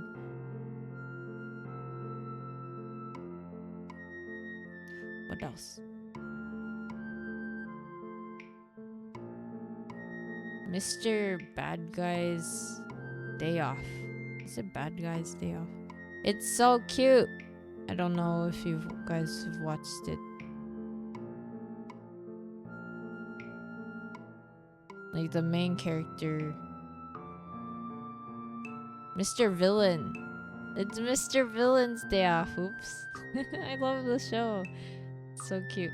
I think the manga's probably a little bit more detailed or whatever, but I haven't had a chance to read the manga, so I only watched the anime and I still really liked it. There's a lot of pandas, if you like pandas.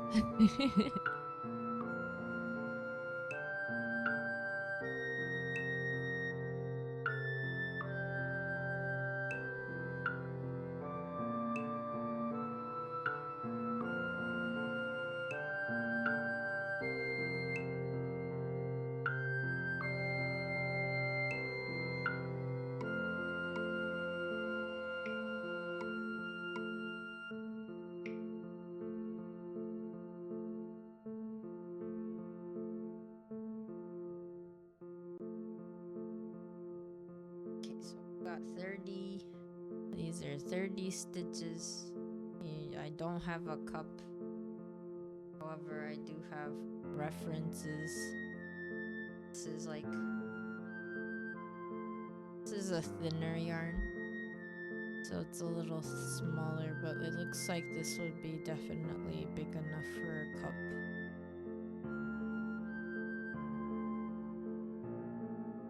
So it would stretch, so I'm gonna do this and just keep going. So I'm not gonna like add anymore, so I won't put 2 stitches in 1 stitch anymore. I'll just keep doing 1 in 1. And then I guess if you're worried about losing like track of how many rows that you've done, you can put like a little stitch marker in the first one, and then you'll just have at least a reference, and then once you get to that one you can move it up. So don't use like the ring ones that are for knitting. You can use the ones that you can, clip.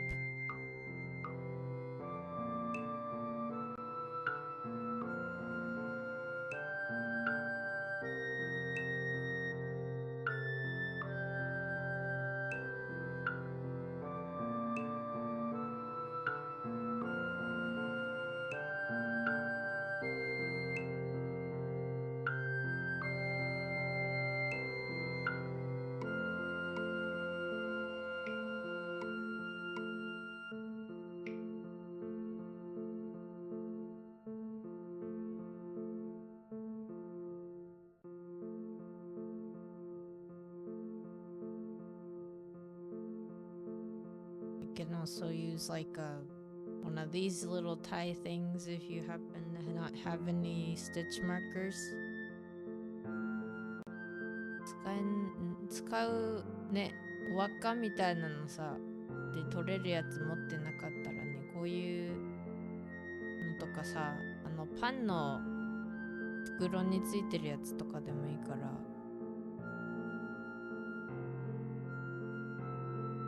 ちょっとね、邪魔気あるかもしれないけど、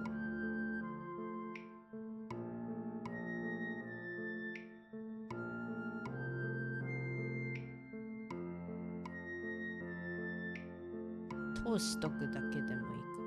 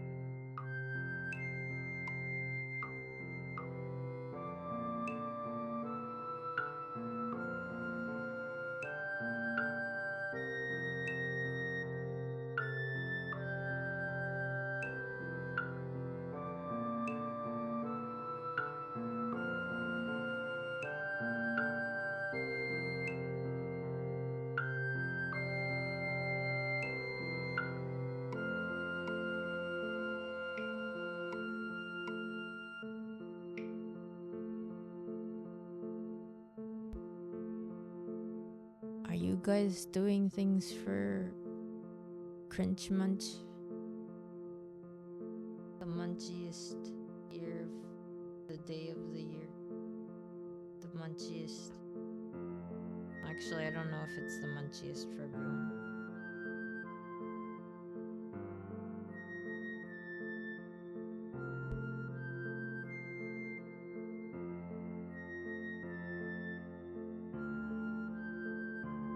Crunch Munch どうお過ごしでしか？まだクリンチマンチじゃないけど。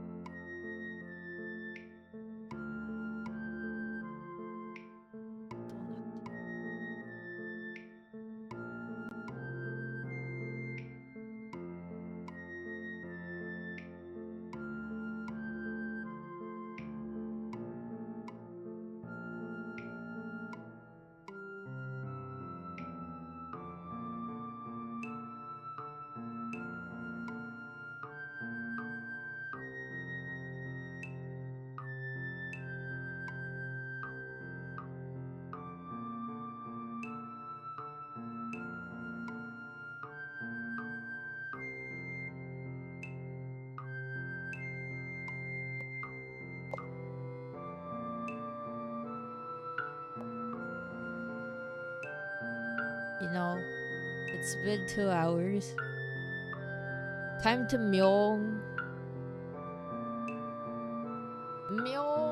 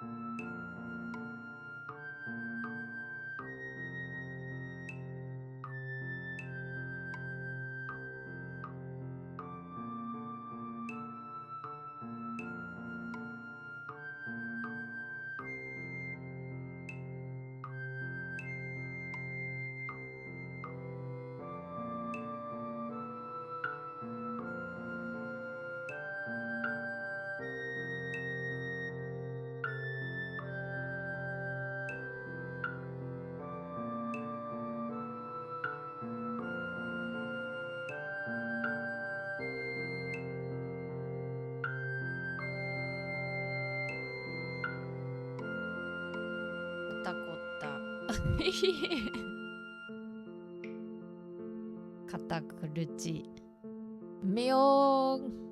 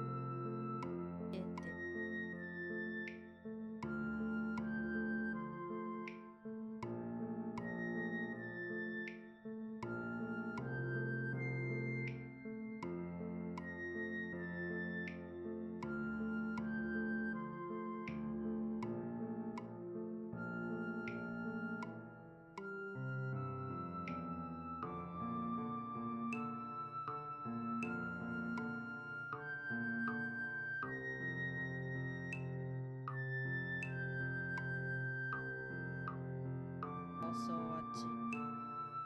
There's this like manga that I was at some point where the main character is like this girl who's like basically given up as a sacrifice to the monster kingdom or whatever. Then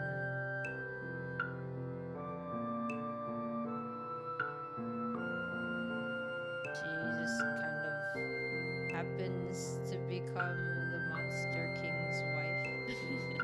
And it's really cute. Like a really cute story because she has to do a lot of stuff to kind of win the trust of the people in the Monster Kingdom. Because like the way that the world works is that humans and monsters were basically like constantly fighting over one another's territory and all that stuff. And since monsters just like were naturally more stronger, like they're definitely stronger than people. They're humans, but then I think at one point in the history of this world they come to like an agreement that if they send like a sacrifice, like a human sacrifice to the monster world, they basically are like, it's just like a rule that they come up with to keep peace between each other. And but then it turns out that the Monster King, at least like the one that was in rule at the time of this like girl, they're just like a little different from other monsters, and it's like a cute story. It's a cute story. But what's with it? Like what's with like Japanese stories where like the girl is like captive or a sacrifice and like she ends up, I mean, it's nice that she's happier because like she doesn't end up getting hurt in the way that like you would expect, like because they're sacrificed or whatever. But then there's always like it's like, why is that the world that they have to be in the first place? Like, why is that a thing?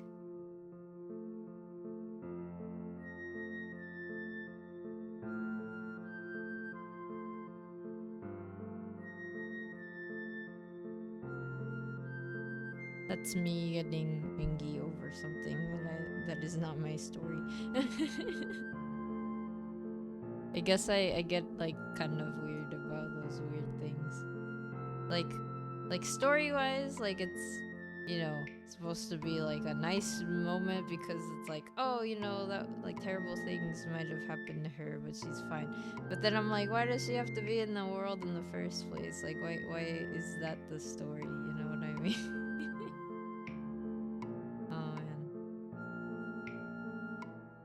See, Utsuyo's too peaceful for that for me, I guess.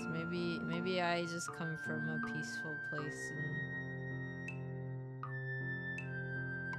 feel like things could be different. Like, I wonder if it's just like a matter of how it feels or something, because why is it that you can't just start off with like people just being happy with one another? But anyway,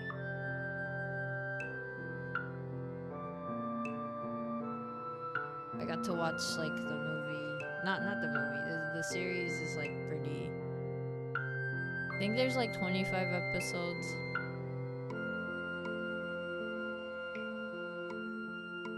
Got to binge watch.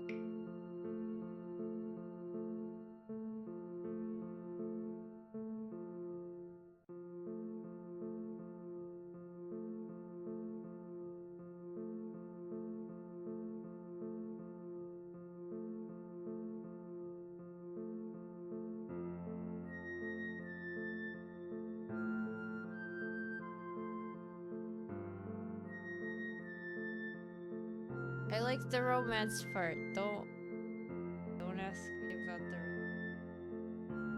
Like, there was another one like that where it was like, I think in the fantasy, it's like a fantasy world, and then there's like magicians and like, you know, slaves and all that, and that seems to be like one of those like tropes in fantasy stories sometimes.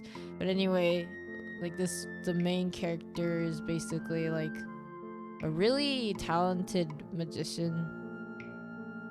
Magician is in like wizard, I think. Yeah, wizard. And then he basically like falls in love with this like girl that was up for like an auction. And it like, other than that story part, it's really cute because basically like he's like in love with her, but he doesn't know what to do about it.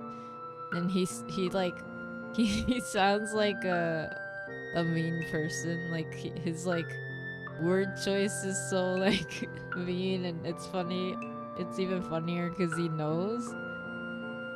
So he'll like say things and he'll be like, why couldn't I say it this way? And then he has like his own little inner turmoil, and then she's also like really bashful, so it's like really cute. And I think that's like a light novel story, and I really like that because like of the romance bits, but I didn't really, you know,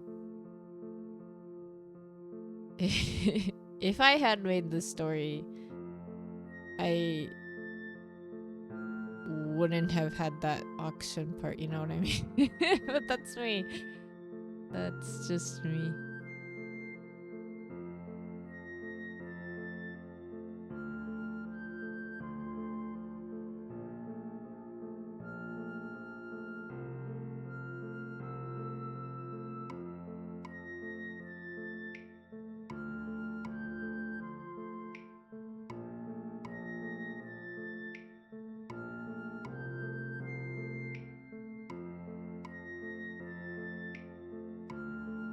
I guess like one of the more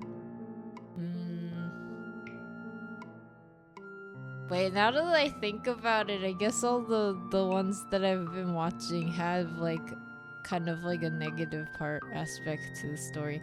So the one that I liked, it's called My New Boss is Goofy. That's the English title. What I like about it is that it's like about this main character. Okay, first of all, they kind of remind me of my yokai family, so that might be a big bias that I have. It's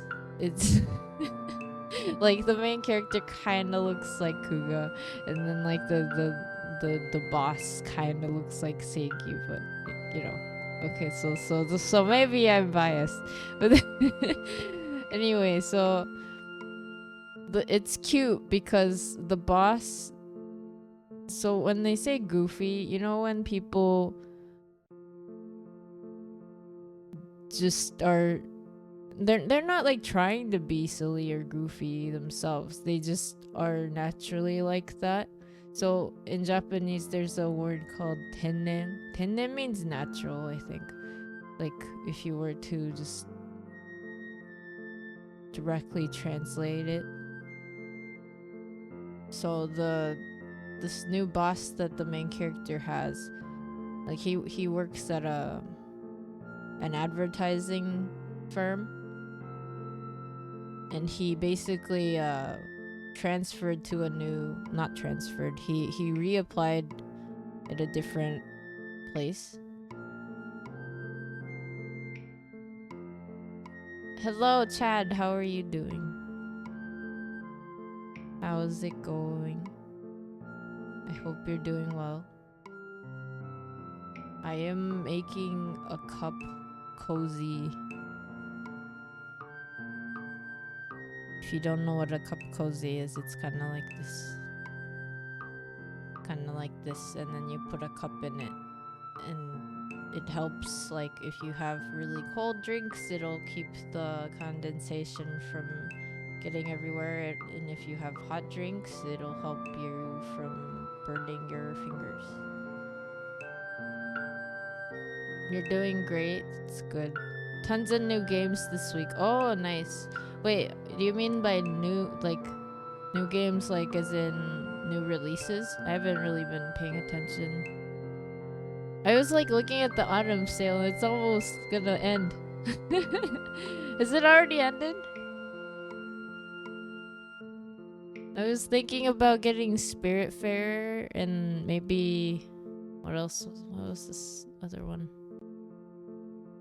But I know Spirit Fair is gonna make me cry because I already almost cried from reading the little summary blurb. But those are sale games, they're not new games.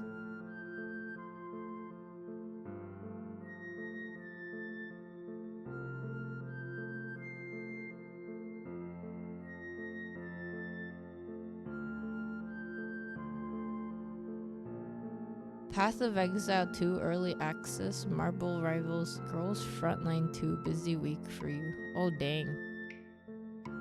Path of Exile? Are those like PvP games?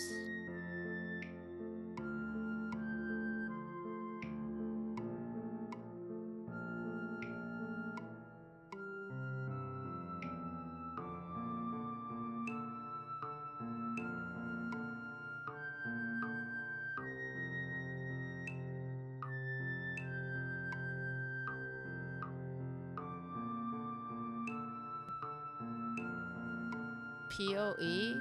It's an ARG like Diablo. Marvel is like Overwatch, and Girls is XCOM Gacha. Oh, interesting.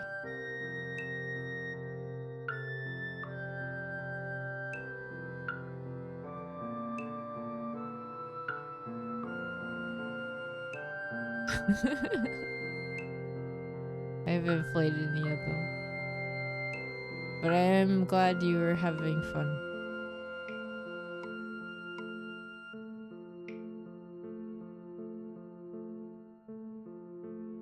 So early access. Is it looking promising if you're playing early access? You know, Hades 2 is still early access, right? I haven't played it. I didn't even get to finish my if I were in that game art that I did for myself. Chad, you're excited? It's gonna be a slower game than the first game? Huh.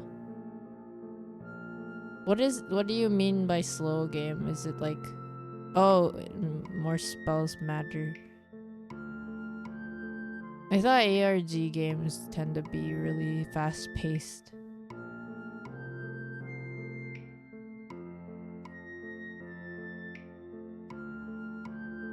Which is interesting if it's slower.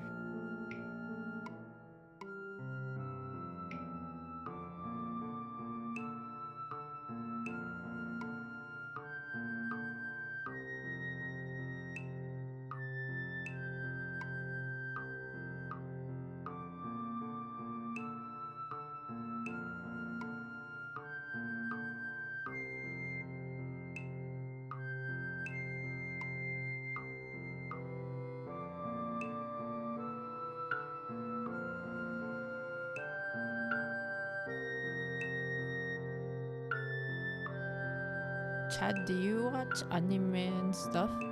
Or are you more of a gaming person?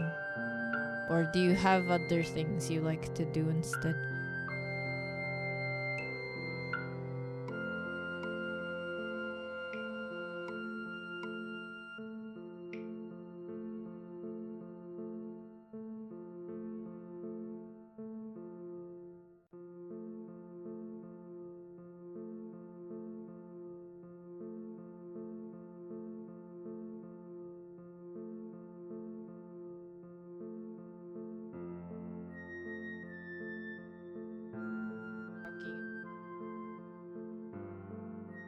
I was talking about this anime I was watching called My New Boss is Goofy.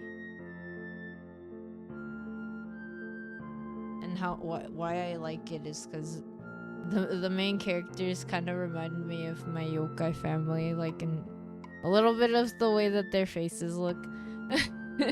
But then also it's really cute because the main character has gone through like a rough time at his old job because of his like old boss was really like a terrible person. Terrible as in like they were very much like abusive in like a way that like you should probably maybe not be working at that place if someone is like that. But anyway, so the new boss that they end up working for is like a really silly person who, so it's called Goofy in English, but the word in Japanese is tennen, which means a natural. And when we say natural in Japan, like, you know how in English a natural is like someone who's like really skilled at something that they might not necessarily be like that practiced in. In Japanese, when you say natural, it's like they are very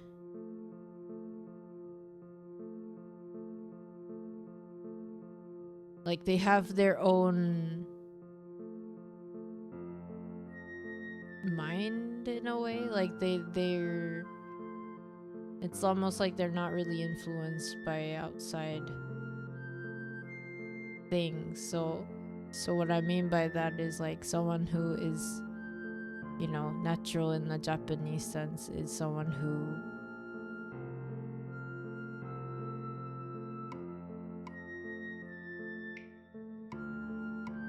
like maybe you're asking for like what day it is today, but then they might just like for some reason think that you're asking them for like a birthday or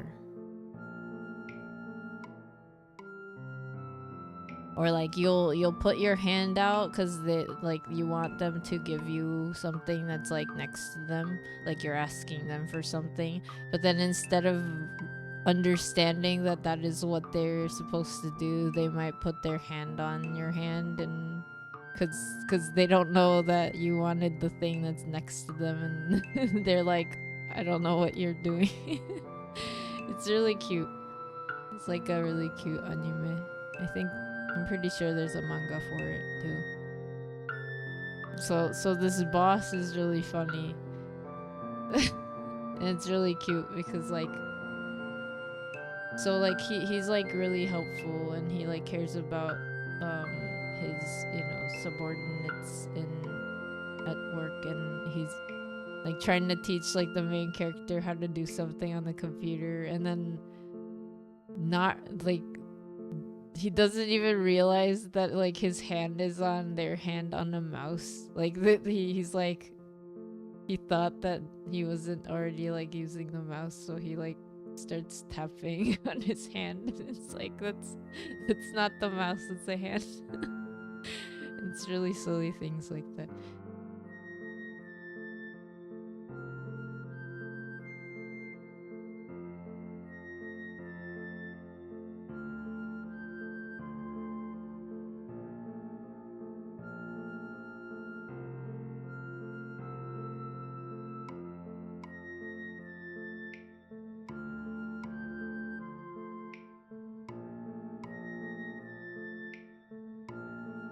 Oh yeah, and then there's this like really cute, adorable kitty.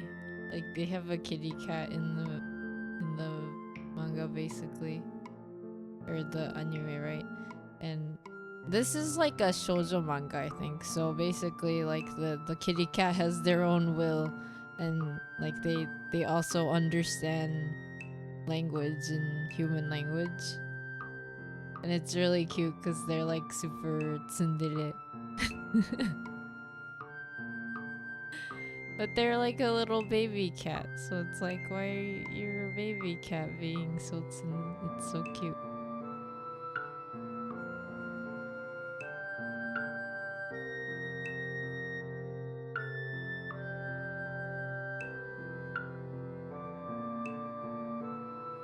Oh yeah, and then the other thing I like about the series, there's one character who's I think they're pansexual, I think. And I was like, oh,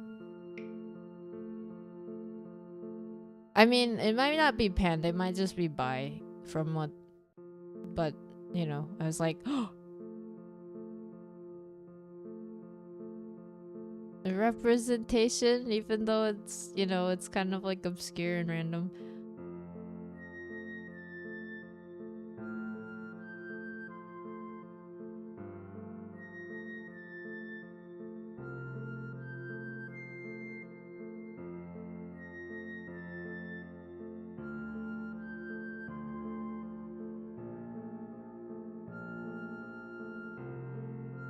Oh yeah, also they're all adults, so that's like another thing. They're working in a company together, but they're also very close. Like it's like super idealized, like work environment, and also people that you get to work with. Like you know what I mean? I guess I like the story just because it's like, it would be nice to be surrounded by people like the people in the manga. At least for me, like they're really comfy.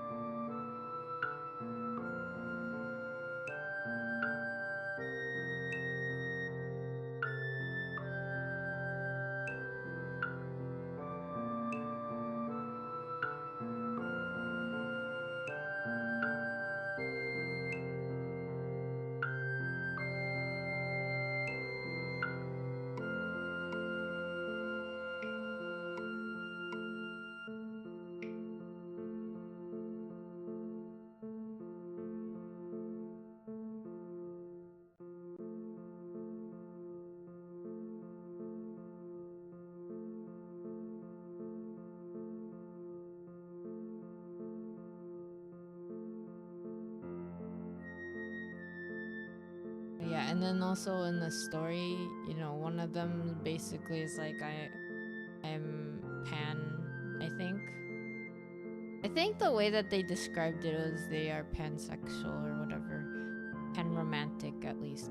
And then like the main character, seems a little confused about it, but they don't really like make it into a big deal. They're just kind of like, huh.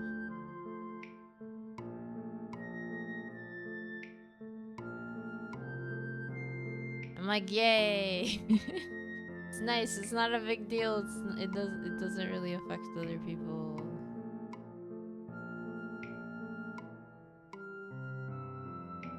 Oh yeah, so the point that I was gonna get to is it is kind of sad in the sense that like the story makes is happy because like the main character went through a lot of hard times.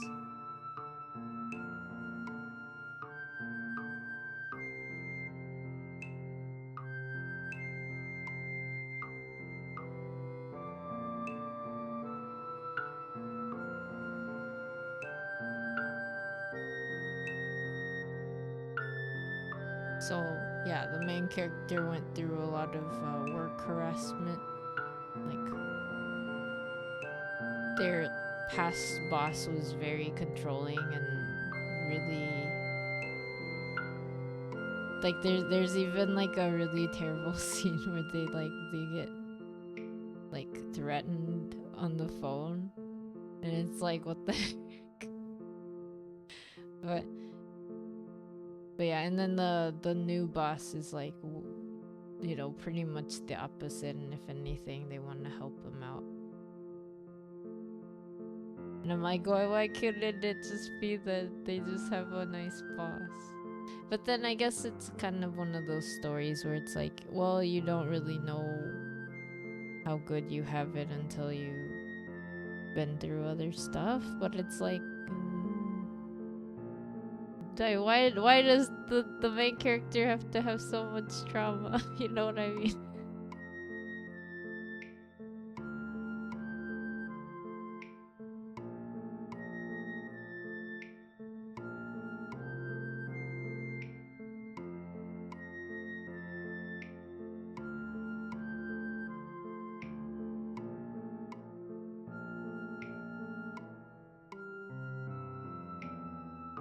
But yeah, definitely probably kind of biased because the main character looks like Kuga. And he's even tall too. And I'm like, oh yeah, I posted a doodle I did. I posted a doodle on my blue sky if you guys want to look at it. I also posted it on my Discord if you're already in it. What's the name of the anime? It's called My New Boss is Goofy. It's a super cute slice of life.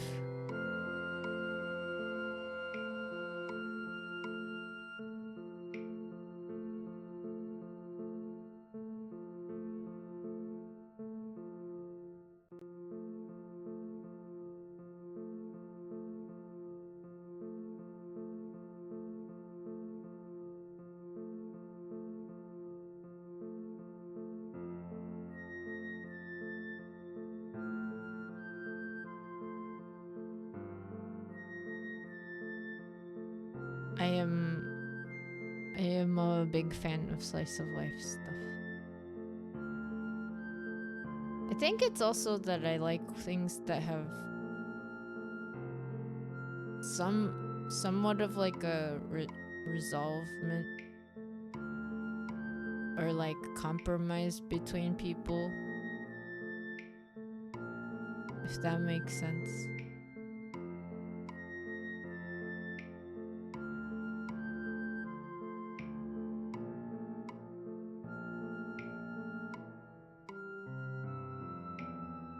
But yeah, I think Mr. Villain's Day Off is also a great slice of life. It's so funny because it's like it's a slice of life, but it's also kind of like a Power Rangers story, but from like the opposite end. And also like the idea that a villain has a day off is so funny, you know? Because like it's not like they're doing that all the time. It's like they're going they're fighting the heroes, but only when they like are on duty, which is really funny. So like there's this like idea that the villain, like Mr. Villain, has a role to play in like a big organization and they have days off. That's so good. It's so funny. Welcome back, Sentai. How are you? I'm talking about my favorite recent anime. So I was talking about how Mr. Villain's day off is great just because of the way that it's like a Power Rangers story, but from the opposite end, where like the bad guy is the main character. But it's not just that, it's also like, well, okay, so there was that other anime, right, where it's like there's a Power Ranger organization and then they're like really OP relative to like what the people in the world call bad guys. I forgot what the title of that one was. It was like a recent one. Sentai, you think you read that manga? Maybe it's a different one. He likes pandas, right? Yeah, he loves pandas. He's like, they're so cute. What is this creature on Earth? But yeah, it's so funny to me that like he has like a whole thing where he doesn't fight on his day off because it's like, this is the time that I have for myself and I don't think about fighting or Power Rangers or whatever. It's so good. 休日の悪者さん. Yeah, and then the other one that's a little bit more serious and dire is like the recent anime that I forgot the title of. なんだっけ?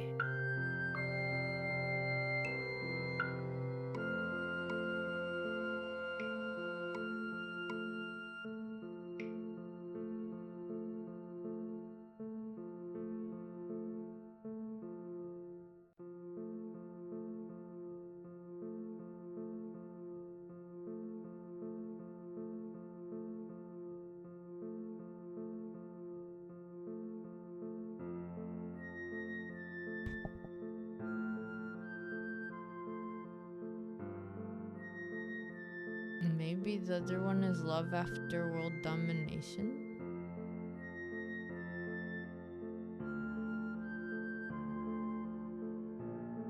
That title is not ringing a bell. So the one that it might be, because I don't know the English title and I forget the Japanese title, so I can't even I can't even say if that title is correct. It's the one where like the bad guy can actually shapeshift into a human and they kind of like hang out with some of the ranger people because some of the ranger people don't really like the top Power Rangers. Like they have a whole organization where like some people are training to be like the red and the blue and the green and the yellow and the pink or whatever. And then there's like a bunch of bad guys who have to live in the underworld or whatever, but they're not actually doing like really terrible things at all. But then the main fighters that they have to go against are like so overpowered relative to like the bad guys. So then it's like, oh yeah, that one. Sentai Daishikaku.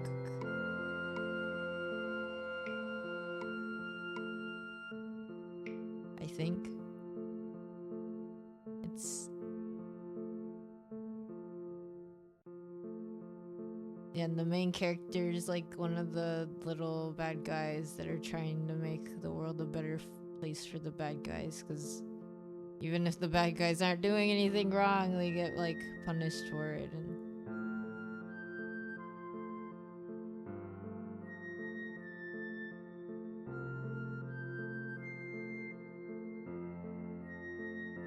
I didn't really get to watch all the anime though, so I don't really know what happens, but That one's a lot more dire and like shonen manga-esque than the, Mr. Villain's Day Off.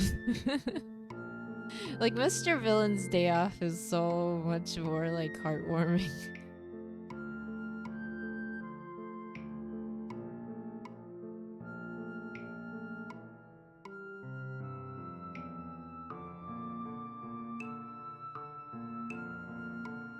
Oh yeah, and then there's like spirits in Mr. Villain's Day Off. It's not just humans. Like they're like, the Super Ranger people, but there's also like non-human beings in it, and it's so cute.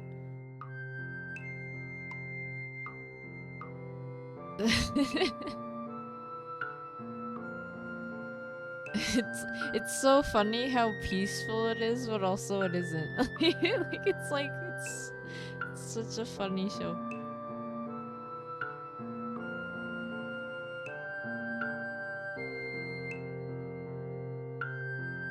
I think it's also just like the fact that the bad guys call themselves bad guys. Like Mr. Villain's like, I am the villain of and I'm trying to take over the Earth and destroy it or something. And it's for my people and for the people of my planet or whatever. And I'm like, I think it's so funny that they introduce themselves as the bad guy,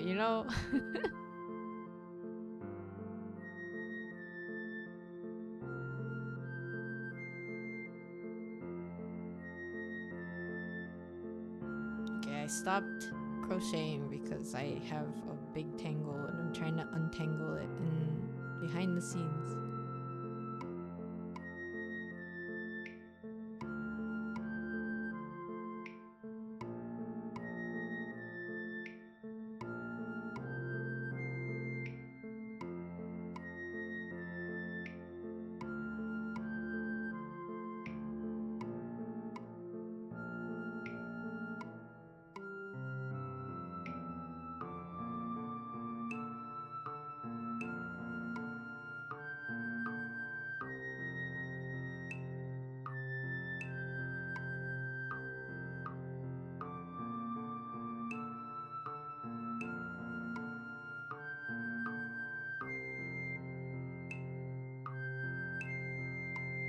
Oh, I guess it's like Mr. Villain's Day Off is like the whole trope of like the bad guy who is like super lovable even though they're like the bad guy.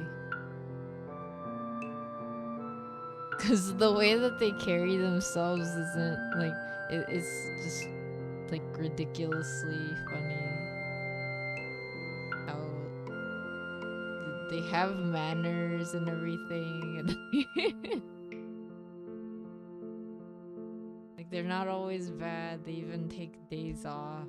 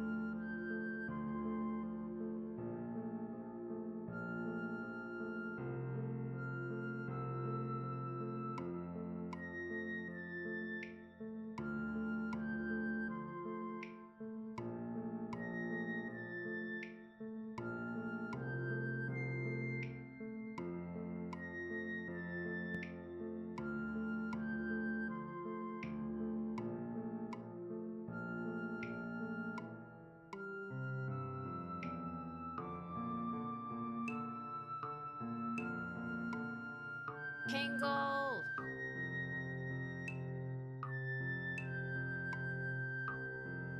Tangle! 絡んじゃったよ。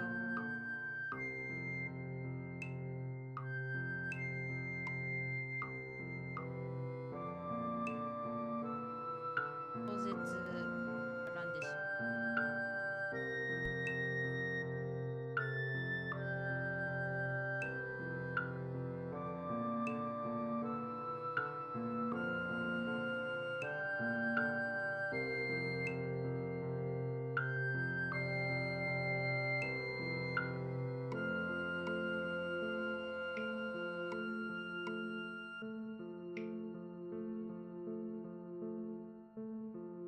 I did watch Kaiju Hachigo a little bit, but I guess I didn't get into it as much.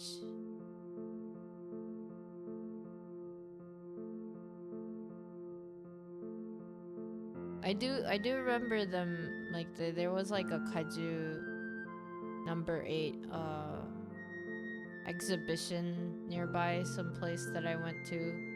Like I wasn't even going for that, so I didn't really do anything about it, but I did see that they had that at the Tokyo Dome City.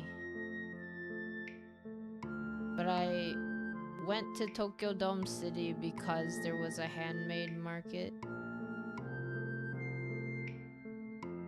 which is nothing to do with the anime at all, so that's what I went for.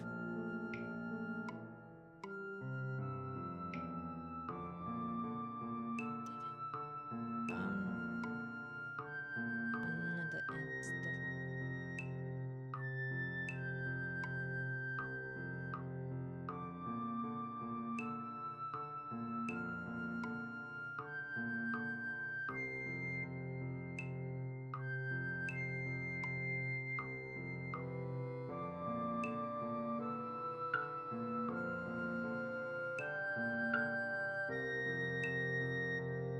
Oh wait.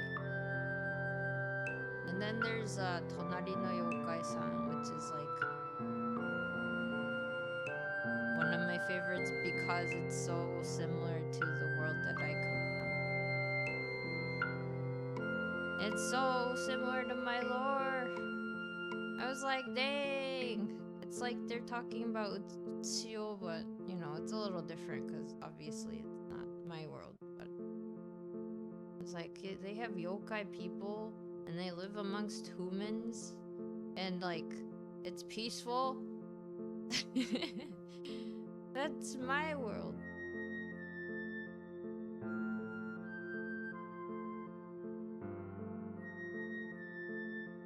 I like that they did an anime for it. It was like a really good anime. They managed to get 4 volumes in 12 episodes. It was good. I have the manga too. It's like one of the few things recently that I've read the whole manga and have watched the anime for.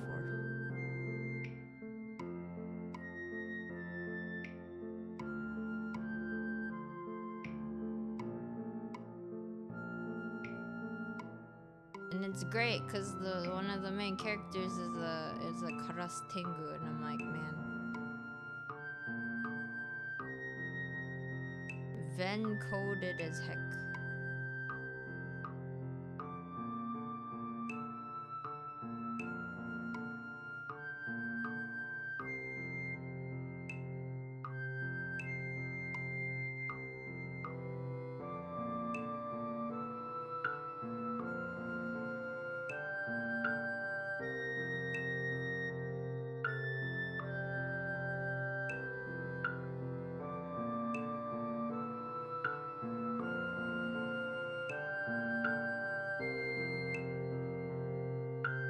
I think I made the tangle worse.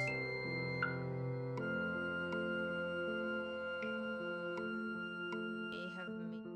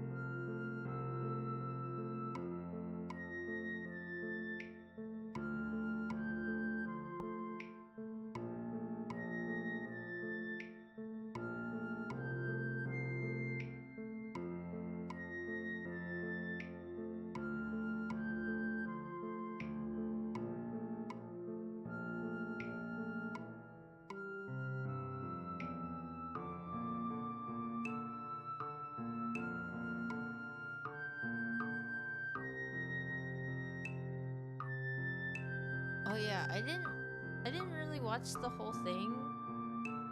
But there's another anime that was kind of like something that I enjoyed. I think it was like jellyfish, something jellyfish, not jellyfish princess or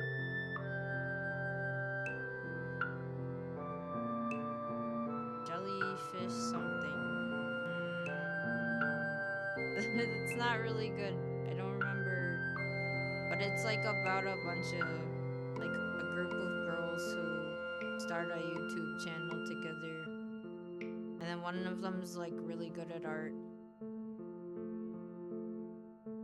and like does her best to be like a lot better. But they kind of go through like a lot of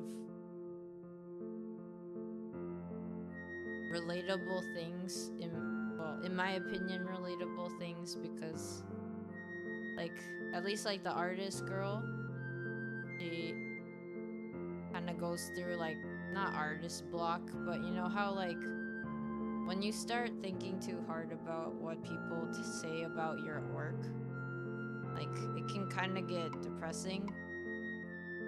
Like it's one thing if people really enjoy your art and like they're giving you a lot of praise, but then you know not everyone's gonna like what you write. Not everyone's gonna like what you create, and that's okay. But then like the internet can be kind of a harsh critic, you know, because sometimes people don't really filter what they say. So like basically like she has to kind of deal with that pressure to make things that look good in other people's opinions. And then like, you know, I guess I related to that because I've like stopped drawing because of that. At one point I was just like, I don't want to draw, even though drawing is really fun for me.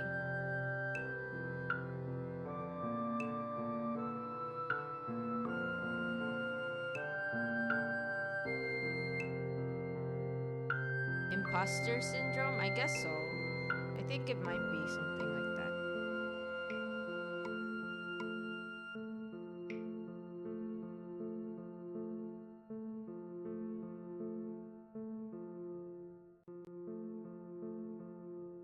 I guess it's also relatable as a streamer, because it's like, what do you like, you know,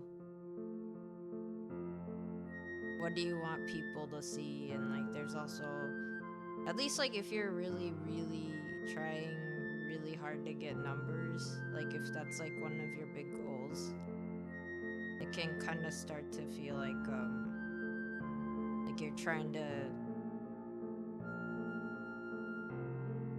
become like a version of yourself that people want to see. So I guess that's like a imposter syndrome. But yeah, that's what's like one of the things I thought was really good about the show, is like they kind of actually brought it up at one point. And then there's like a little bit of a conflict with like the people that she's with, because like she, like the group of girls that are working together, they're kind of like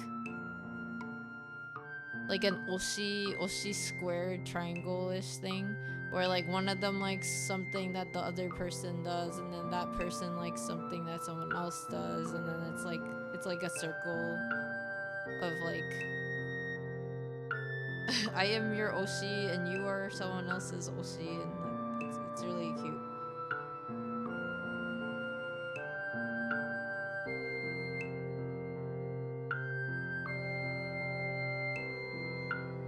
But yeah, and then there's this like a bunch of, you know, conflict between like this idea of like what is it that they like about each other, and then, you know, if they actually like each other at all, Or is it just like a version of each other that they like that they don't actually really talk about?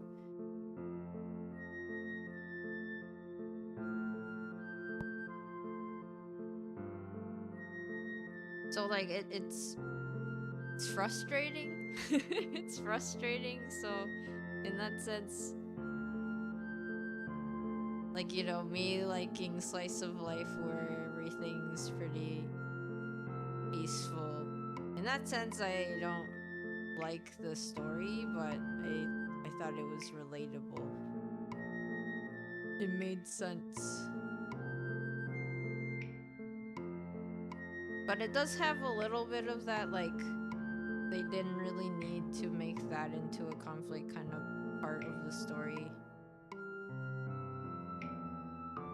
But that's just my personal opinion. Like, it's basically the whole, you know, expectation part, like, that they kind of make into a drama, and it makes sense. It's relatable, like, who's expecting you to be a certain way, and why are you trying to be that way?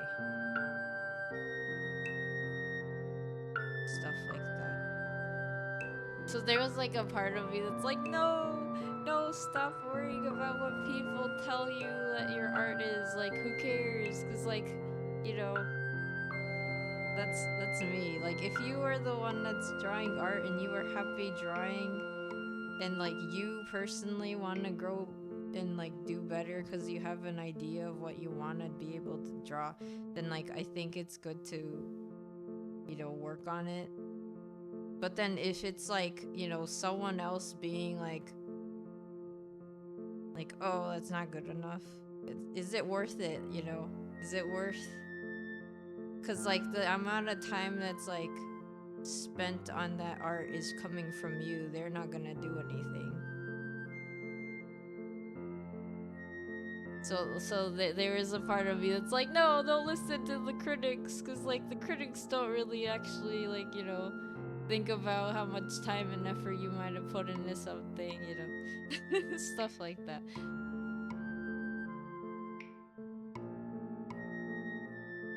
Because it's like, honestly, isn't it really hard to like imagine what a day is like for anyone that you don't actually live with? And even then, there's a lot more to like each individual person's experience.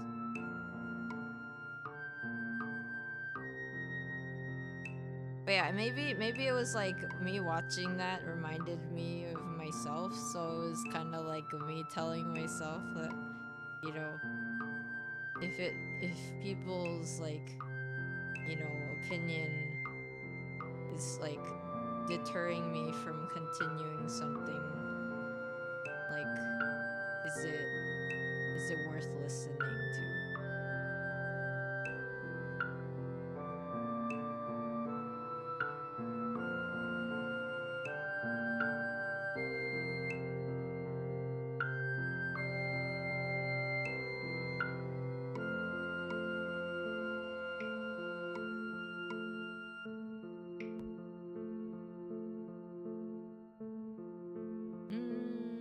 I think that was like one of the more like socially socially stressful anime that I watched that was like relatable.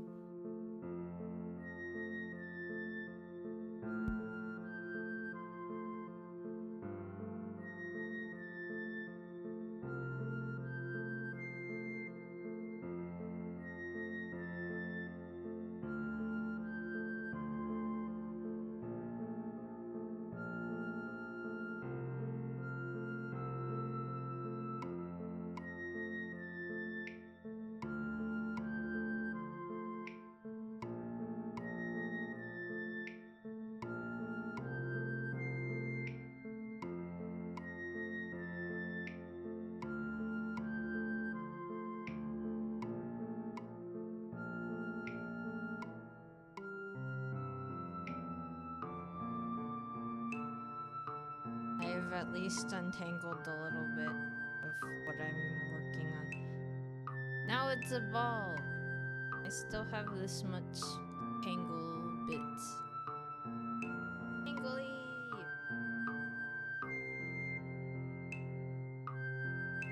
Okay.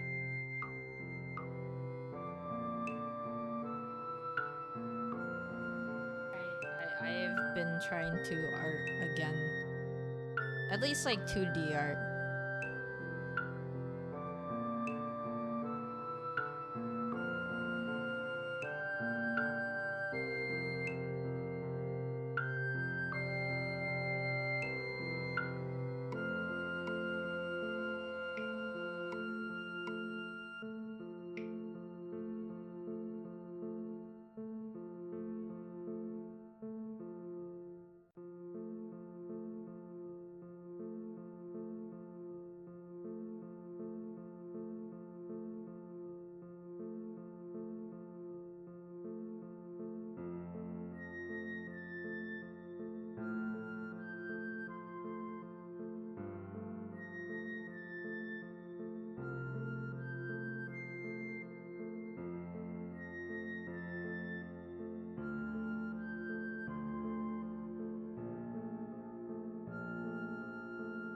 Myong. Okay.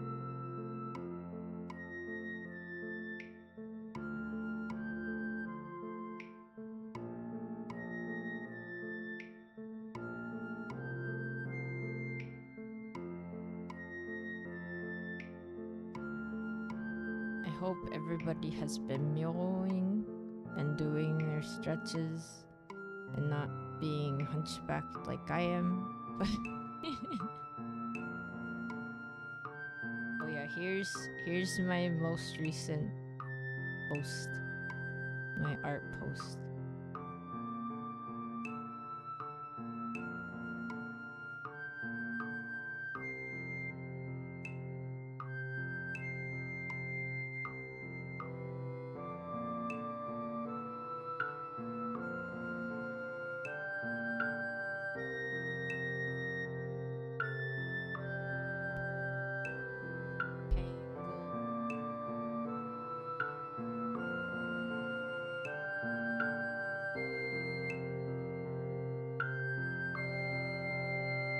Do you guys have this thing where you start to work on something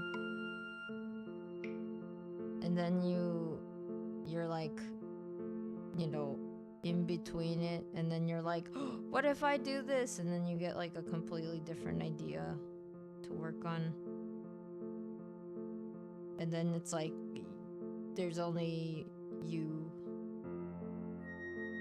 to work on it, so it's hard to keep going with whatever you're doing.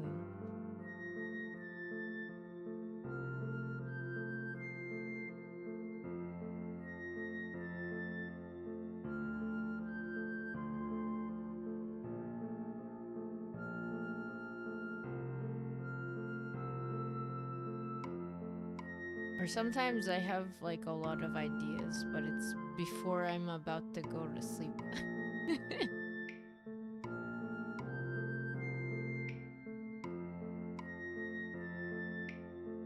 It's like, what am I doing now at this time and this, like, why does it have to be right now when I'm about to sleep?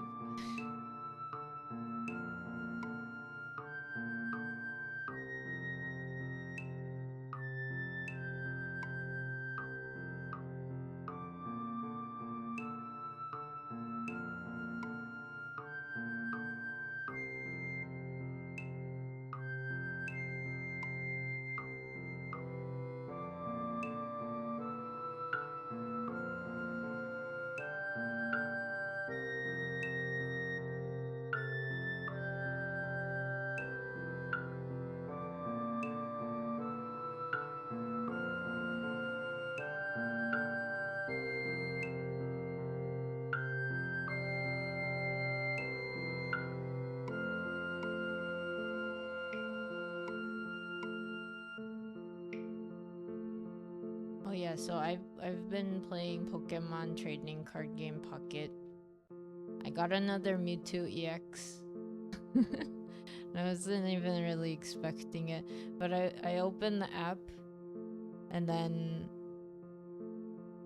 I saw Mewtwo's pack, and then I think I imagined Mewtwo like smiling and being happy, and then I opened the pack and I got Mewtwo EX, and I was like, what the heck?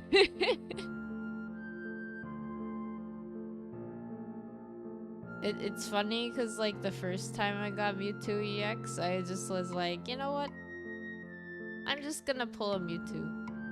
It's like, what? What?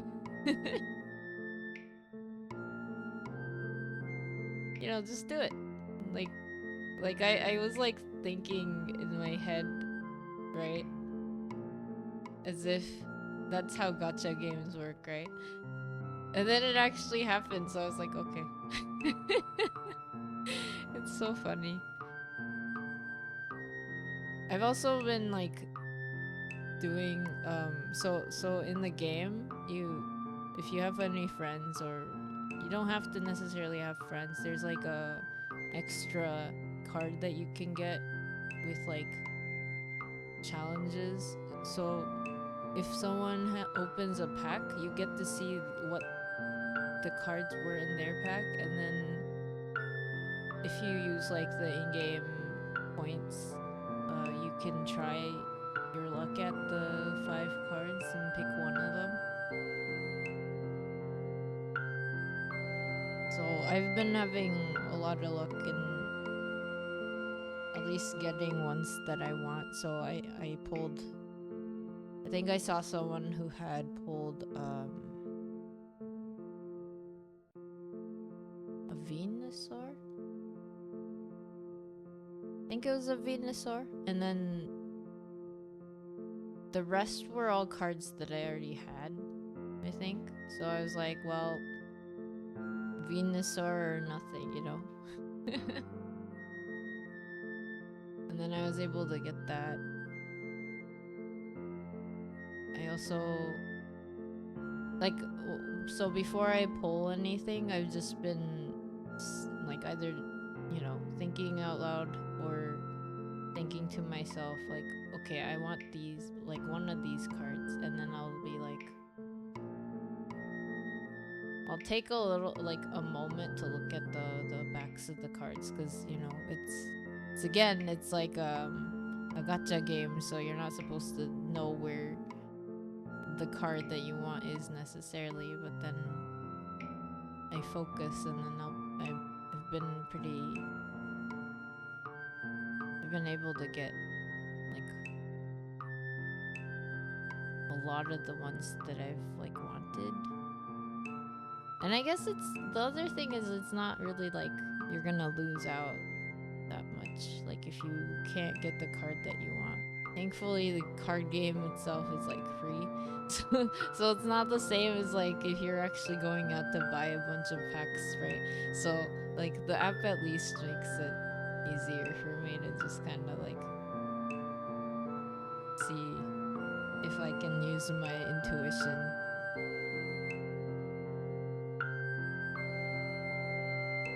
But it does, I don't know if it's like a thing where you just don't really expect it and you get lucky, you know? But yeah, I got a Mewtwo, and I was like hoping people on my friends list for that game would be able to try at it again. And then I also realized that if you have people who are playing the game in a different language, you get the card in that language. So some people in my Discord server have become my friends in the game, and I see their cards all in English, and I think they see my cards in Japanese.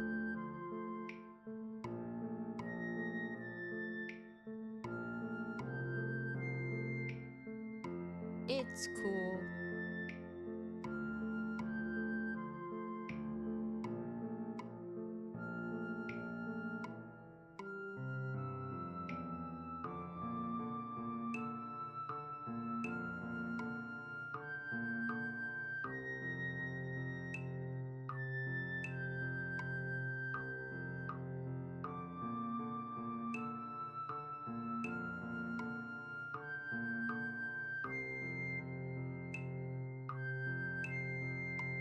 I don't know if I'll be able to, well, I still have my Twitter, but I haven't really updated my Twitter. Like, sometimes I'll go on it just to see some people's tweets, but I haven't really been active on it since,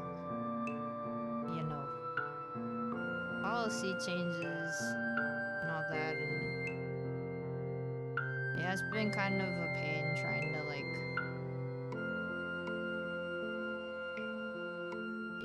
put my art out, but not necessarily have it, used for fodder in a way.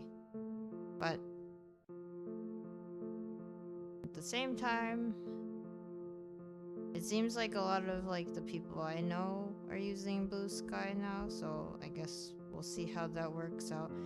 I do have a Kara app account, if you guys know what that is. It's like an artist version of Twitter and Blue Sky and all that, so there's a lot more art on there, I believe.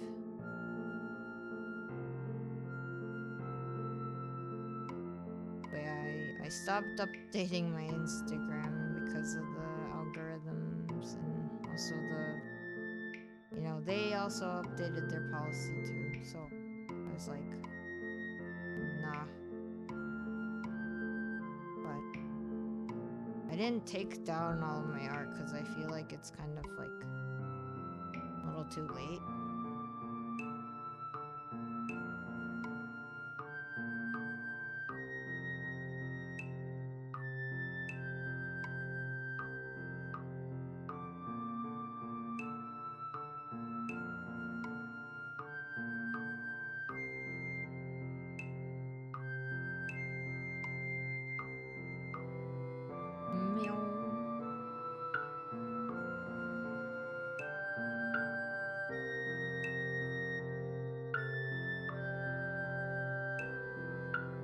Oh.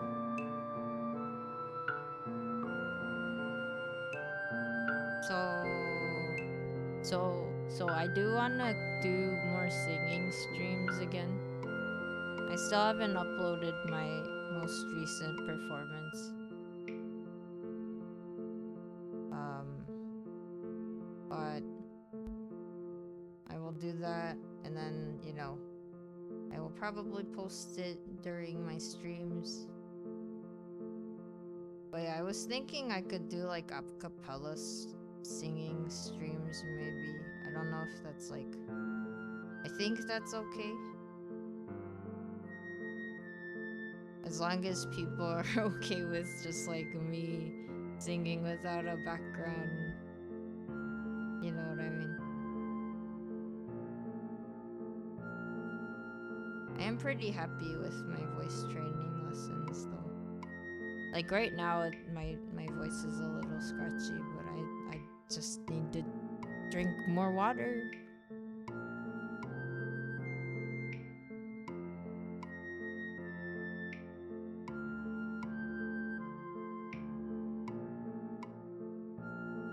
I guess I was a little surprised because last time when I did, I participated in my voice training school thing, I had a little bit more constructive feedback from the other teachers. But then I guess this time it was more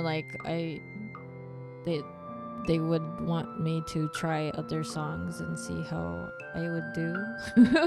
Which is kind of nice, I guess. Maybe they liked it. Maybe they liked how I sing.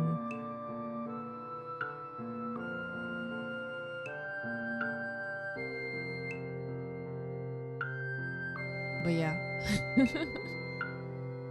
That's something I would probably want to do. That's the thing, is at least I think if I do a cappella versions instead of having the whole playlist in the background, it might help also with the lag, because then it's not you guys have to hear like the music lagging way behind me or in front of me, or you know what I mean. I think that was like really bad last time, and I was like, whoa. No, never again. Like there's always at least a little bit of lag, I think, just because I have too many things going on my PC. But if that's the case, maybe if I get rid of that, you know, it would just be the me singing the songs, and that would be it. So you wouldn't have to worry too much about so much delay that it makes no sense. Like I think the last singing stream I did, it was so bad that it's like I did put it, like I put the VOD on YouTube, but I haven't publicized it. Like it'll probably never be publicized. It'll stay hidden. Oh man, it'd be fun to do more cover songs too, and just, you know, post it like how I did with singing March this year. I did so well. Like I didn't realize I would be able to do singing March, and I did it anyway.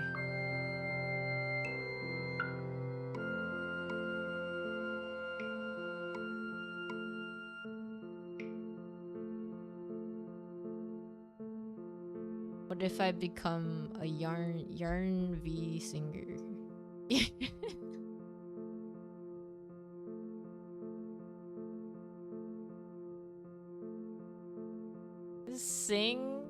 Sing a cappella songs while like crocheting and knitting.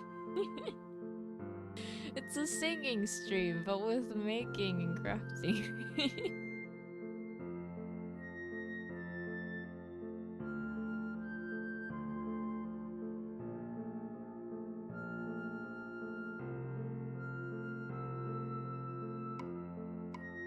You know how like the VTubers sphere, VTubers tend to have like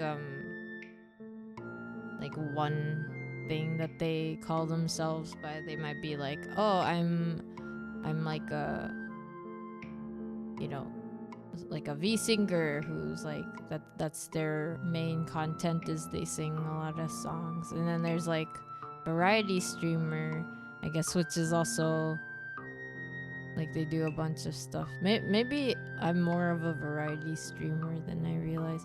I do art and makers and crafting and chatting and singing.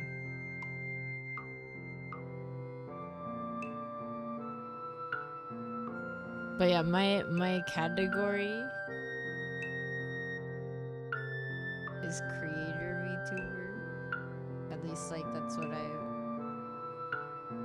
started as.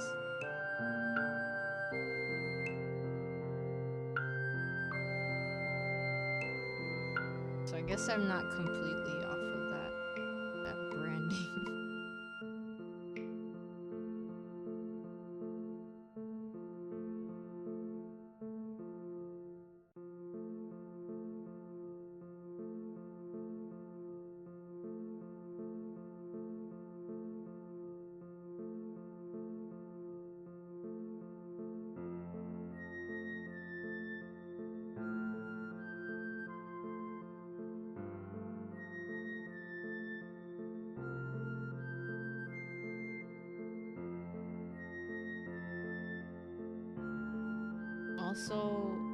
Also yokai streamer. I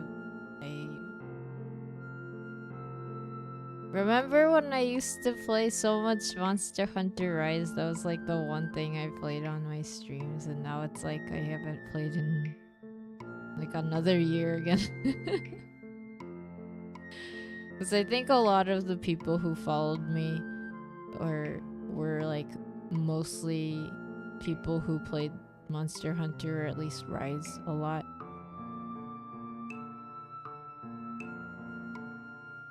That or they followed me when I was still doing a lot of illustrating streams. And then now I'm doing knitting and crocheting. Who knows what I'll be doing next year.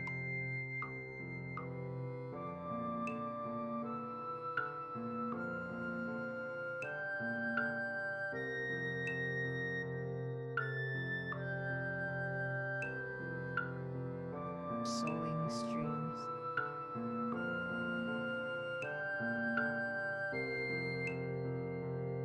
Maybe I'll do a bunch of random streams. I have my vlogs on my other YouTube channel. Oh yeah, I updated my second YouTube channel for once. It's in Japanese though.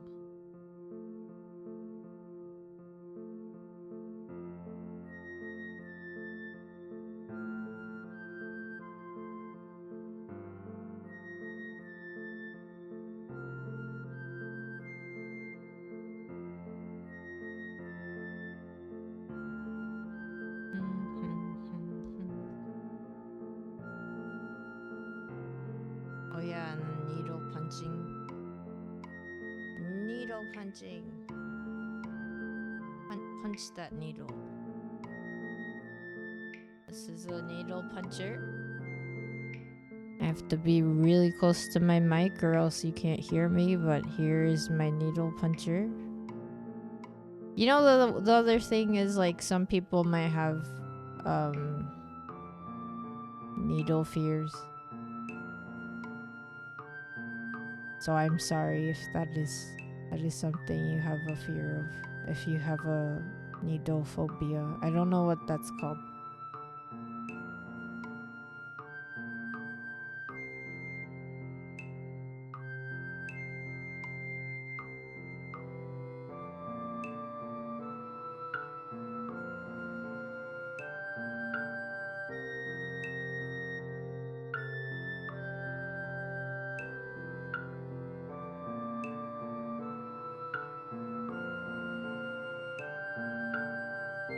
I wonder what the badge is that you get. Like, for the charity thing.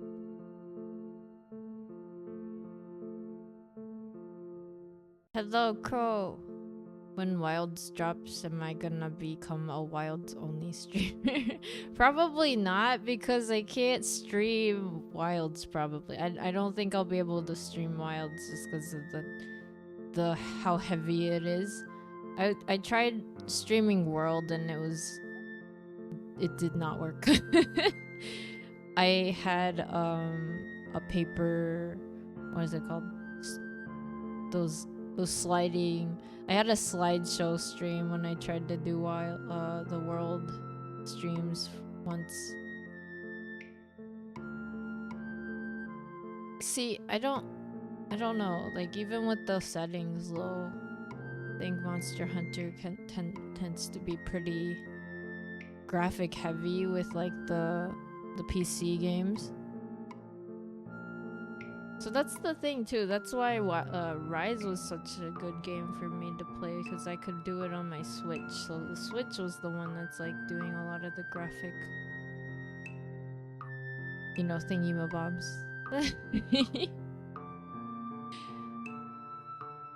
Less, you know, less GPU, CPU usage on my PC's end. How are you, Crow?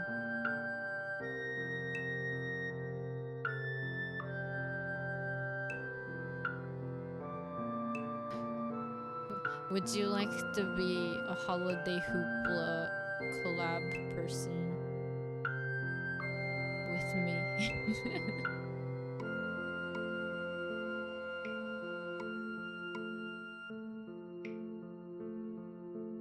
According to the Twitch pop-up that I have on my screen, it says you have to do one of those like collab streams. So like we have to both have a stream on and then we have to talk.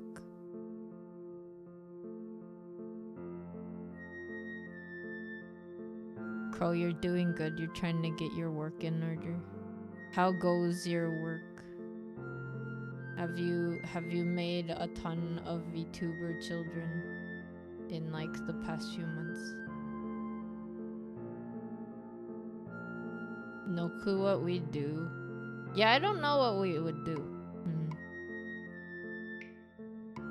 Because I can't stream as I'm playing like a collab game either. That's the sad part. I think the holiday hoopla though, it's like about something to do with the holidays. So maybe we can do like, we could talk about the holidays.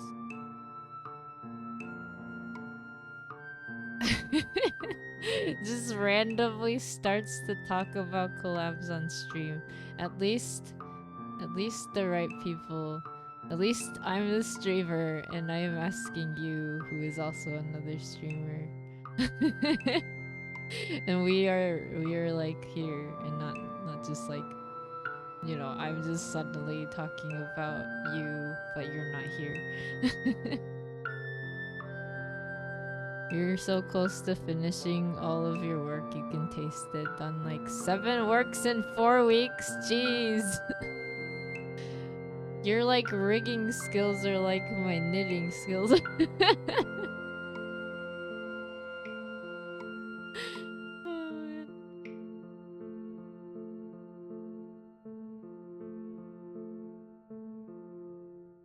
Turns out like 2 hats and like a scarf and these things and like all in a few weeks.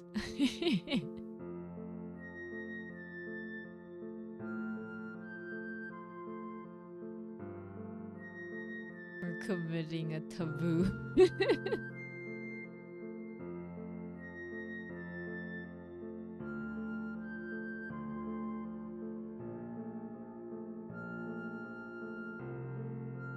Actually, it's not a taboo because we're not on someone else's chat, you know? We're not like going to someone else's chat and then they're not even like asked to be in the collab, you know? Cause like that's happened to me before. And I was like, wait, why are you guys collabing in my chat but not inviting me?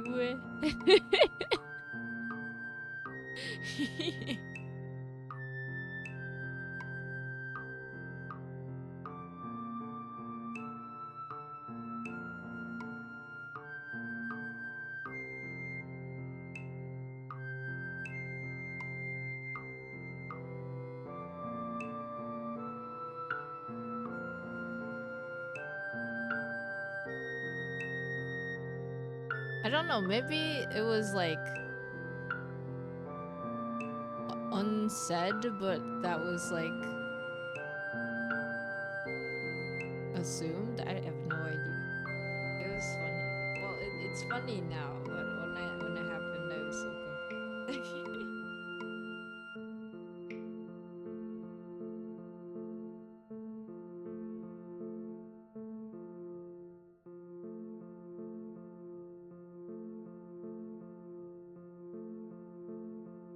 We could just do a just chatting stream with tier, what is it? The thingies that you like do rankings for or whatever. But not in a mean, judgmental way. I forget what it's called. What is it called? Tier lists.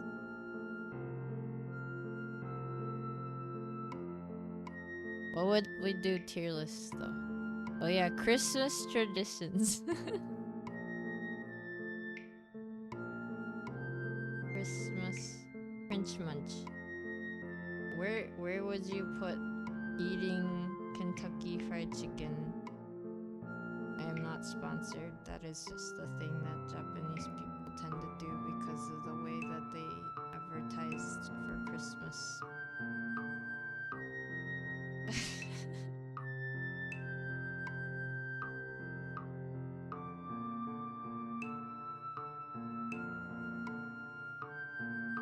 not eat fried chicken.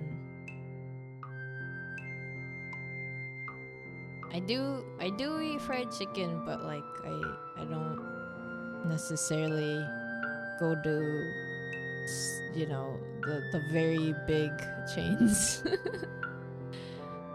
Crow F tier because you don't even have one. Oh no. It's not even like an option.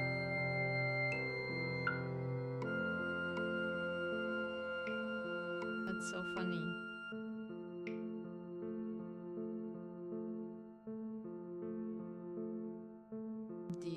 Do you have cake on your crunch munch? Cake's good. What about making your own dinner? No cake? Aw. No cake. No cap?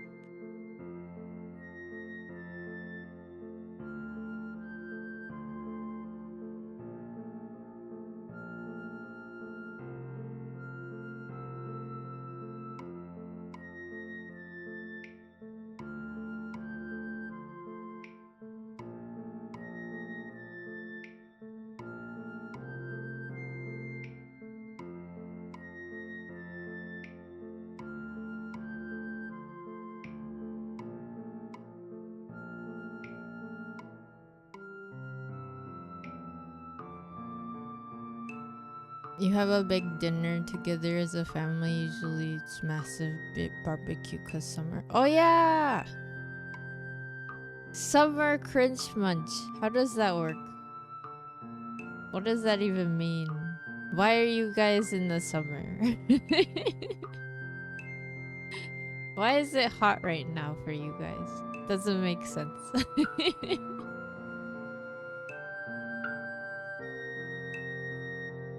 That's the wrong season.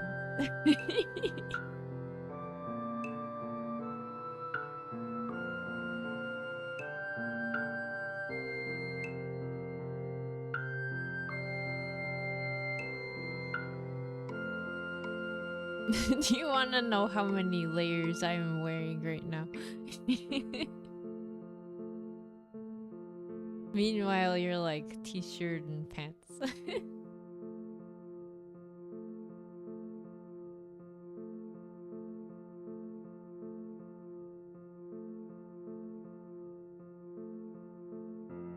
You're just wild like that. You're the basis of Monster Hunter Wilds.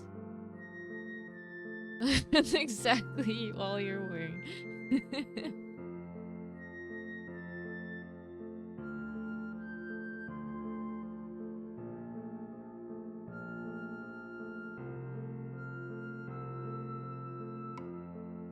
You know, so recently I was watching this YouTube video about people who live in the coldest climate of the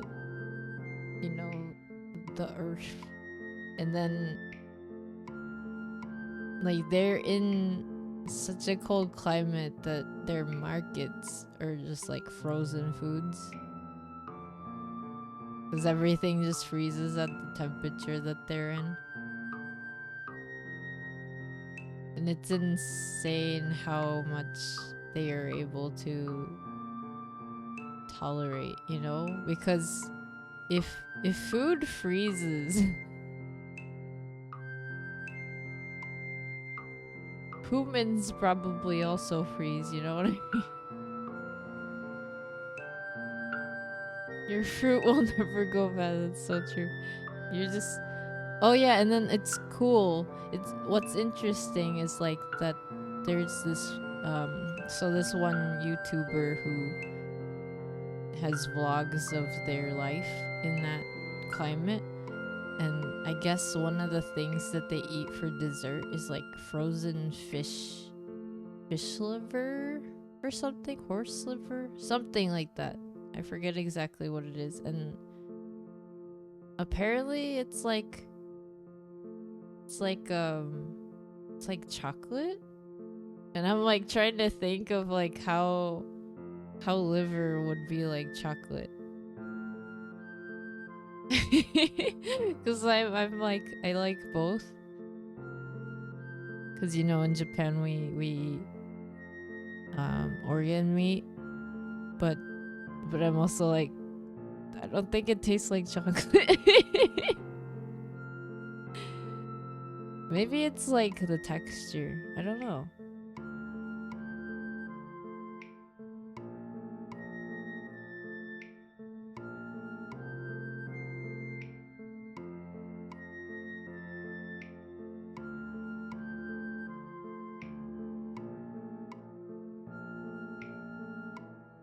Liver's pretty tasty, but you've never compared it to chocolate. Yeah, it's an interesting comparison. That was like the first time I've heard that, and I was like, what? But that it is really interesting to see their vlogs, and then I'm like, wow, I if I want to take a bath, I am fortunate that all I have to do is turn a faucet. You know what I mean? Like, I saw their video where they were getting ready to have a bath. And it's like a day's work. And it makes sense because they can't have just like normal, well, whatever normal is for us, right? It's like pipes would just freeze, right? So they can't have like running water systems all the time. So like even for just a hot bath, they have to like heat the water up and then, you know, do that by burning wood and stuff. You know, it's like, whoa. Perspective.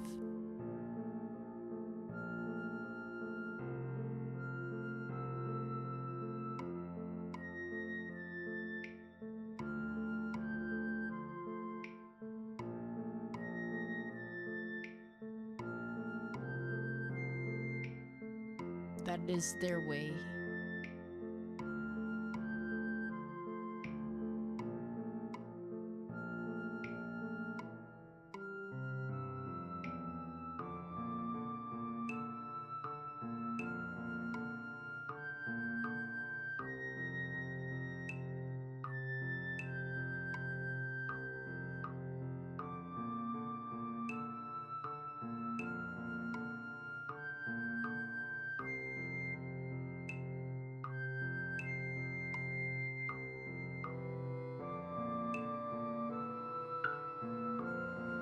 The one you're curious about is electricity. At a certain temperature, you feel like it'd be hard to keep the cables from freezing and becoming brittle. Yeah. I wonder what they do about that. That's true.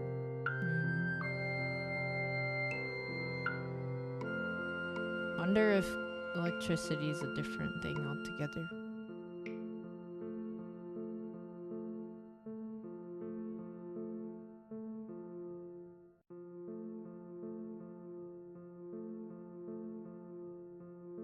But like staying outside in that temperature, because you know, obviously people there work, right? And if they're working at the marketplaces, like they're outside all the time, right? That's intense. That's intense.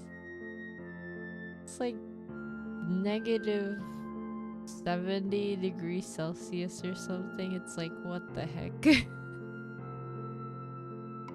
Like I can do negative like 10. I've been in that weather before and it's still cold. It's already cold.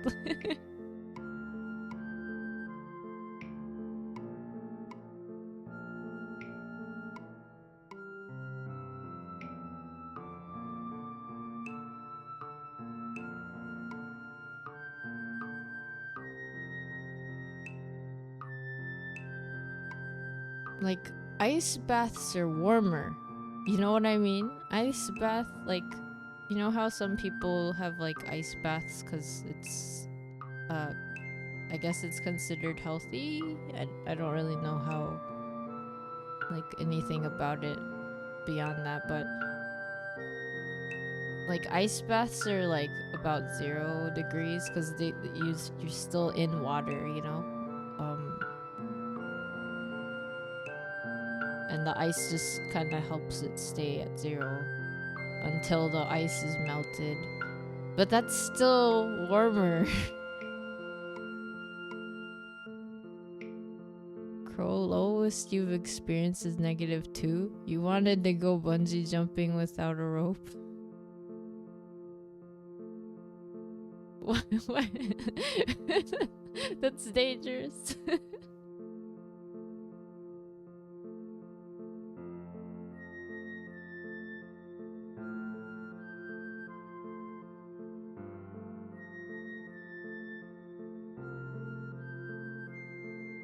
Yeah, that reminds me, I was asked to, like, obviously those people would win, but I was asked to put my hands in like ice water, and I was like, or my feet and my hands in ice water, and I was like, okay, like, not, you know, it's fine, right?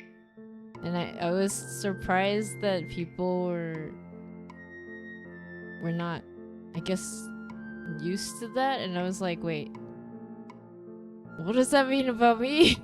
And I was like, I don't like it. I mean, I guess it feels cold, but I guess maybe I'm just calm about it. I don't know, it was weird. And then I realized I've been in areas where, like, you know, I've been outside and the outside temperatures have been lower than the ice water, so I was like, oh, that makes sense. I got used to that for as long as I was there, and then I guess my body retained that. Ice baths are usually around 8 degrees Celsius. Oh wait, then it's like way warmer. Way warmer than -70. You know, people who go out in shorts and tights in -30 degree weather though. Okay, those people are also just completely built different. Maybe they are snow people. Maybe they are yokai secretly. I'm just built different. No, I just know that I've been in cold places before. But yeah, not that cold. Not like you can't have pipes out in the wild.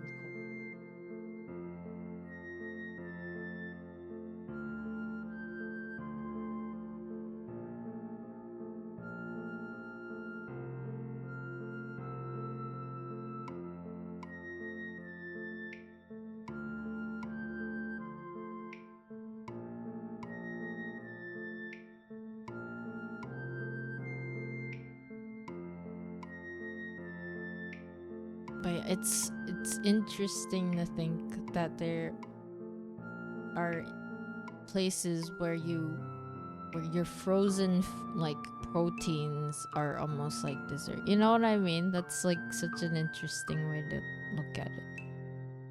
Cause it's not something that's sugary or anything, right? It's not a carb, it's protein.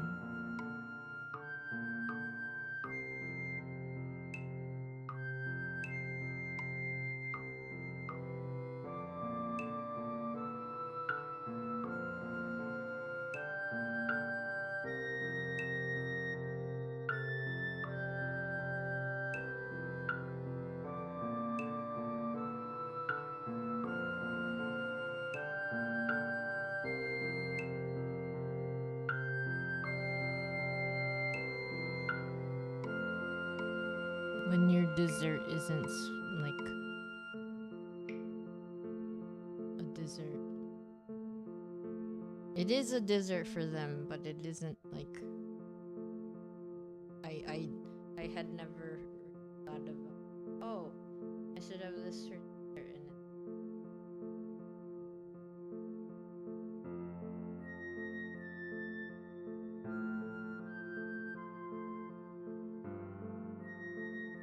But I have learned about how different cultures think of meals in a very different way.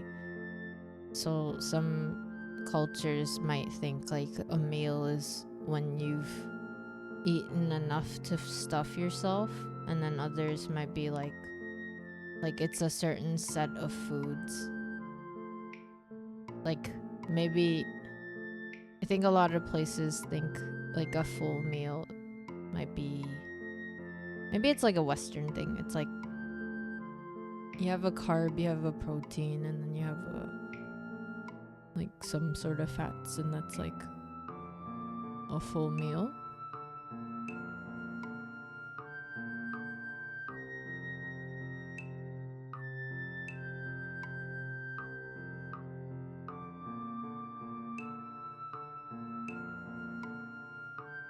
Like in Japan, you'd probably not really think of. Well, actually, I don't know. It's really interesting to me that a lot of people in Japan eat bread, because we're not really a bread people originally. Like, you know, rice was like the main thing that we would eat. But then even in schools now, they don't, like, some schools don't even give rice to their kids, which is like, what? Like, it doesn't make any sense to me. But I guess maybe it's like,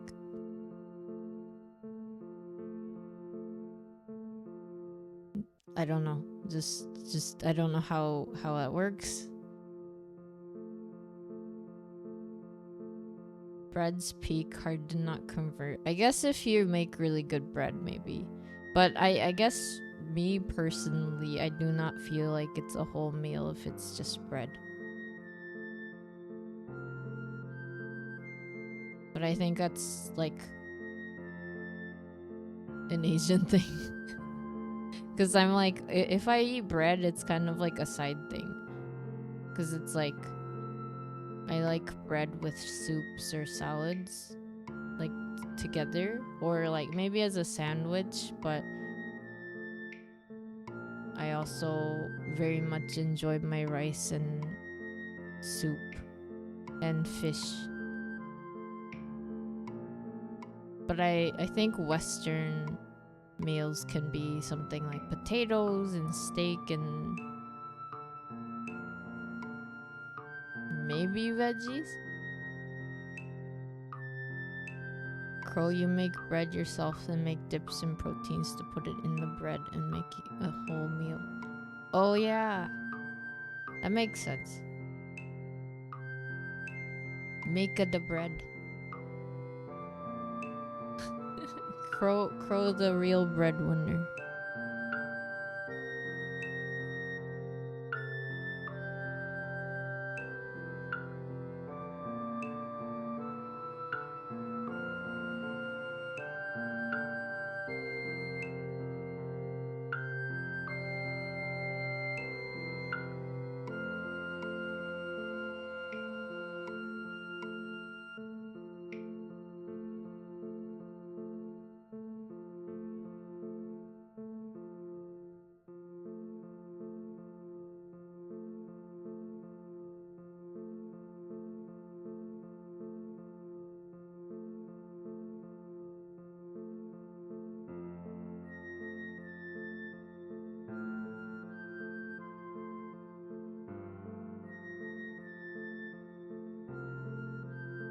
You are your whole household's breadwinner. That makes sense. You are the bread maker and breadwinner.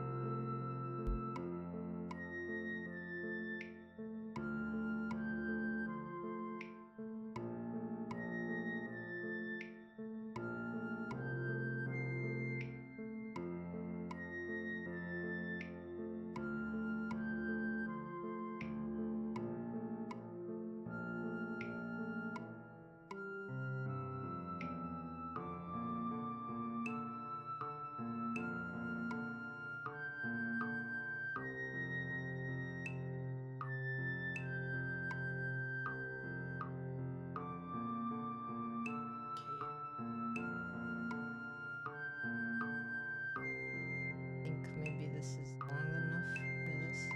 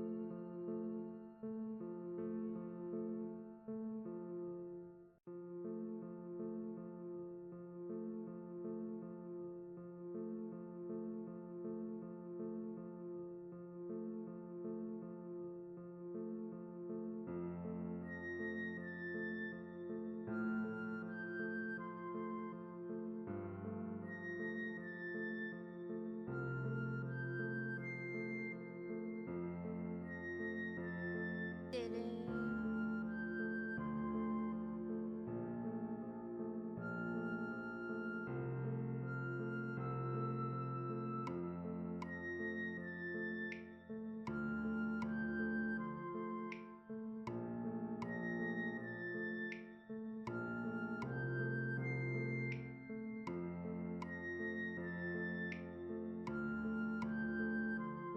Here's the front. You know, when I first started crocheting, I didn't know which one's front and which one's back. But now that I've been doing it, it depends on how you crochet though, because you can actually make it so it's kind of reversible. But I did just the simplest single crochet. And then here's the inside.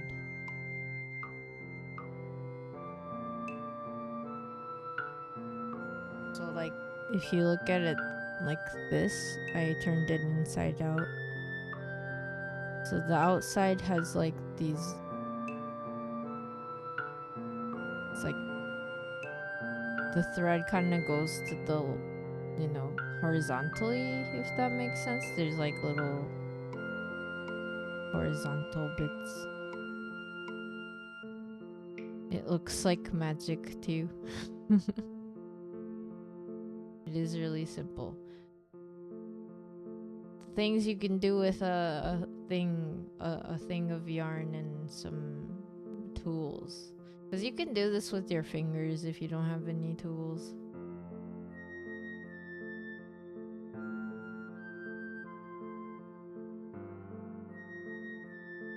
So there. So the front, you don't see the horizontal line bits, right? So that's how you tell it's in the front.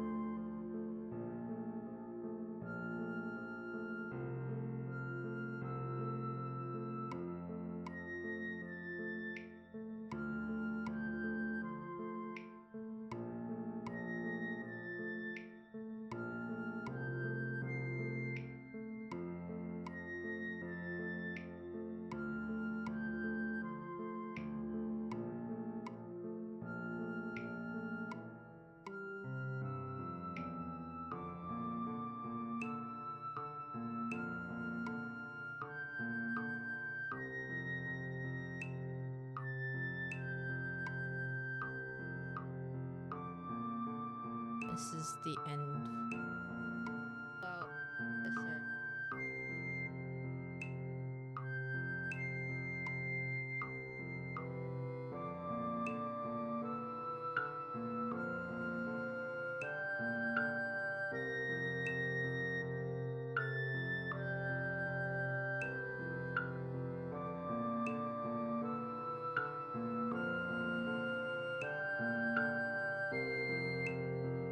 I know, hard to see.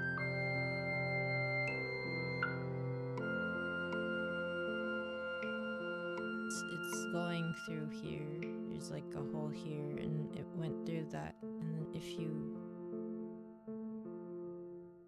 put it back in here,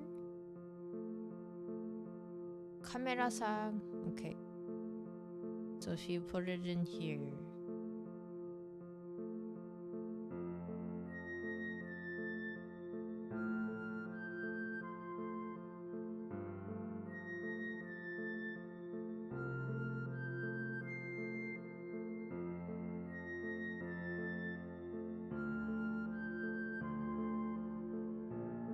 now it kind of looks like it's just a part of the ring. Camera-san. So this thing, it kind of looks like it might actually be just another stitch that you made, instead of it looking like it's just like a completely random thing that goes around.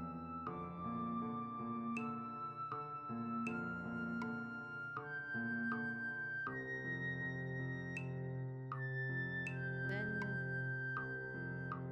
you can just weave it in.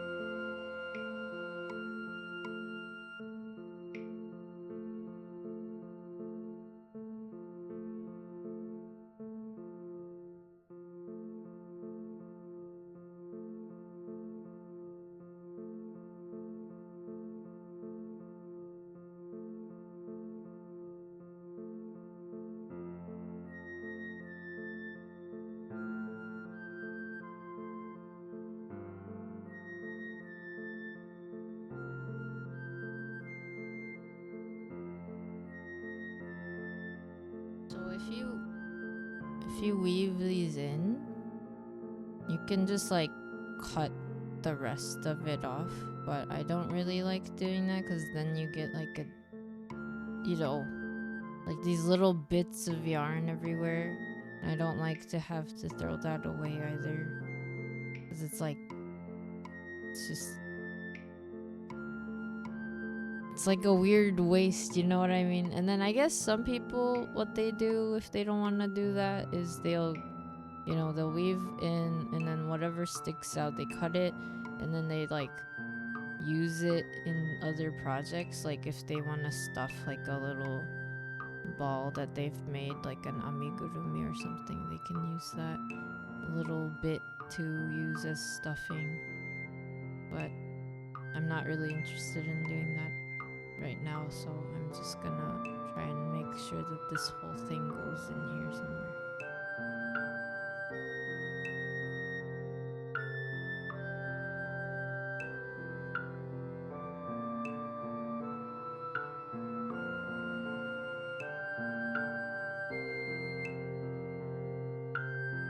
Why is it already December? Suddenly says.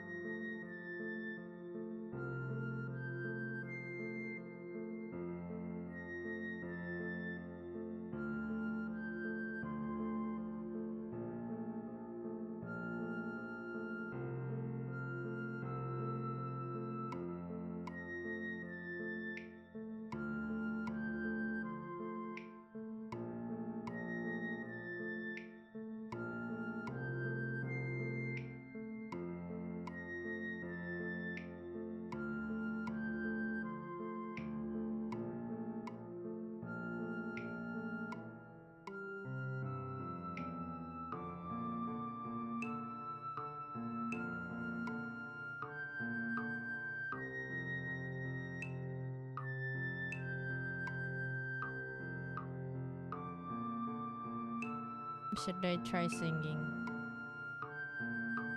an a cappella song?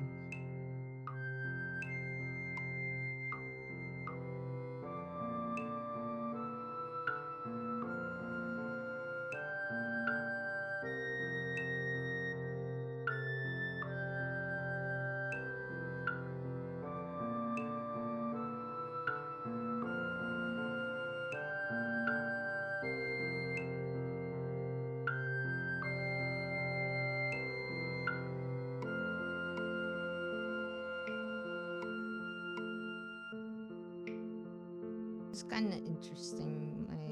The other teachers at the voice training school basically said, what if I try singing a different song of the same artist?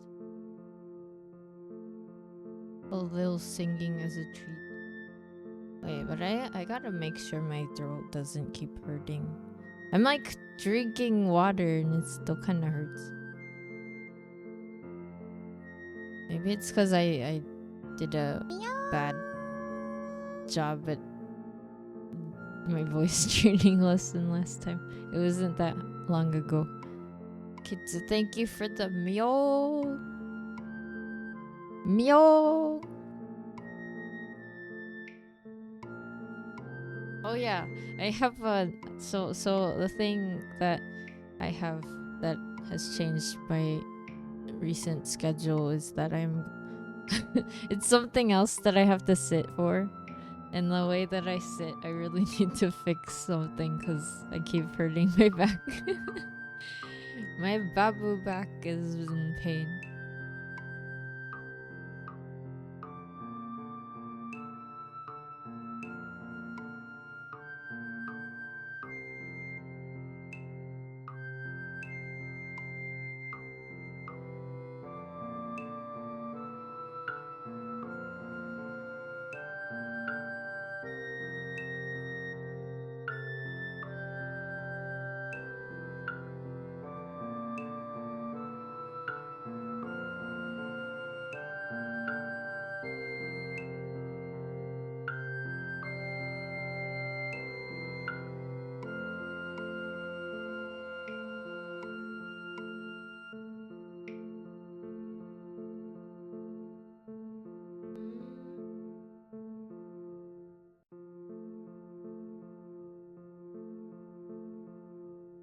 Been also watching random video.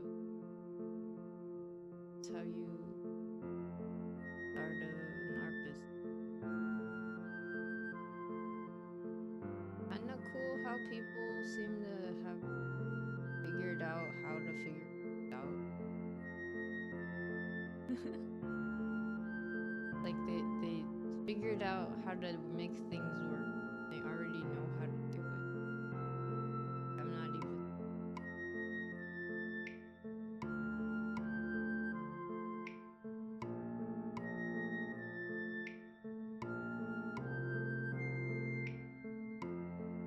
I have a vision.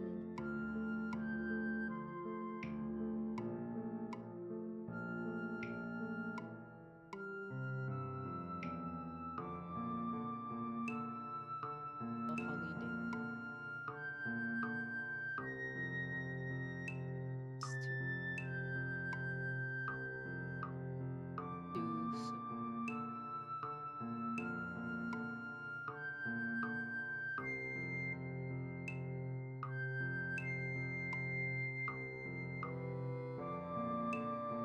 Holiday PNG.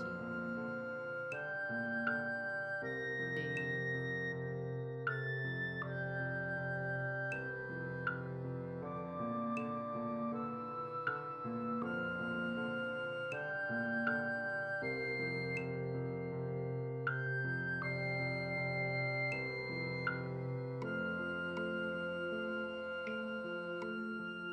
Meow.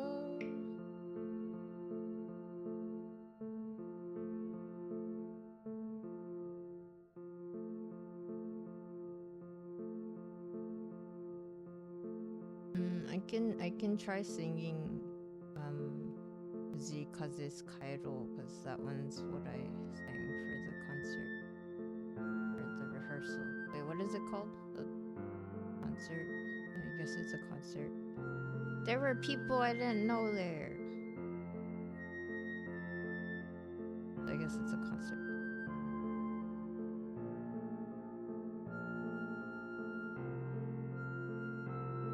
And they weren't all like school related people. Some of them were like completely random people from random places.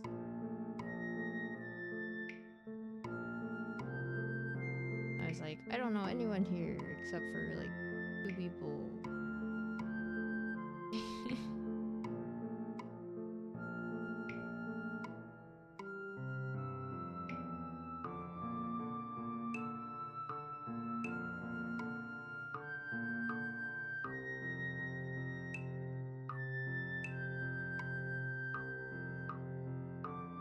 guess like the biggest thing that like was really cool about the concert though is like I had a couple people who came up to me after the whole show and they were like, you know,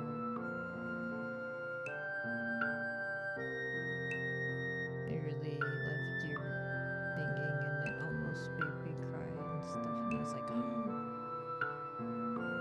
that's so nice.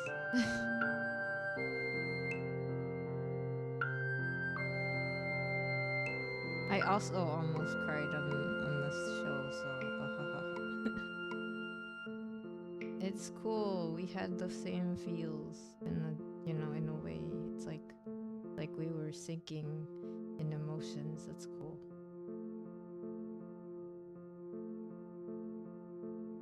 I mean, I hope it was in a good way, right?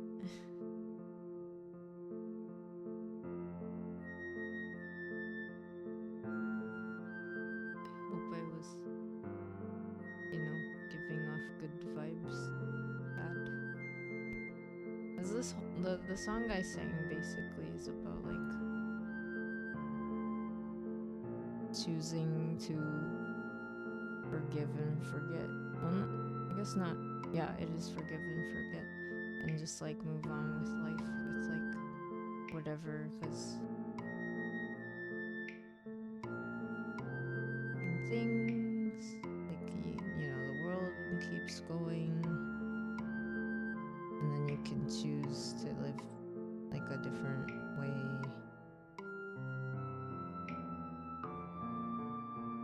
And it's like a really peaceful song too. It's about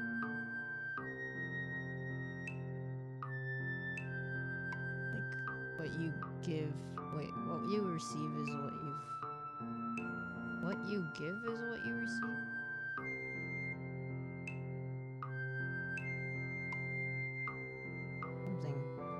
Something like that. It's a wholesome song. And it's like what comes out of just hating each other and stuff. It's such a good song. Also, it's interesting. Cup sock. It is a cup sock. That's so true. Cup sock is done. Look, cup sock. End cup sock. I also got to, use up the blue, the ball of blue yarn that I just had. Finish cup sock.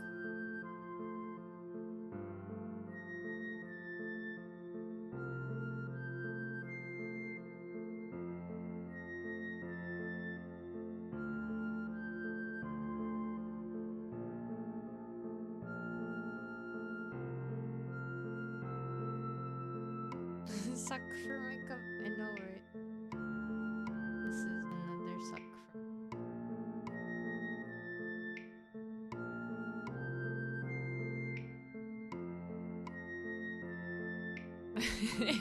I guess it took me 4 hours. Actually, no, it didn't take that long. It was just because I was talking a lot, and like the first hour, I probably wasn't really working on anything. But here, you can also make your own sock cups. They are not very hard. They are really simple. I guess the hardest part, I guess, if you're a beginner, might be the magic booty hole, the magic circle, the magic button, and then it's only because if you don't tighten it, it kind of just like unravels itself. But yeah, the way that I did it, so you might also end up with like an extra little tail here, but there is a way to make sure that the tail also is crocheted within itself, so you don't have to really think about cutting that part or like weaving it in. So that's why I only had this part to weave in.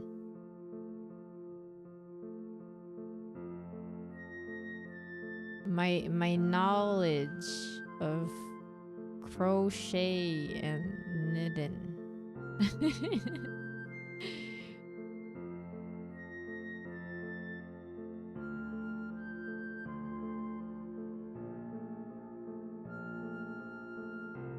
These are like buddies, except they're not. They just seem to have the same colors.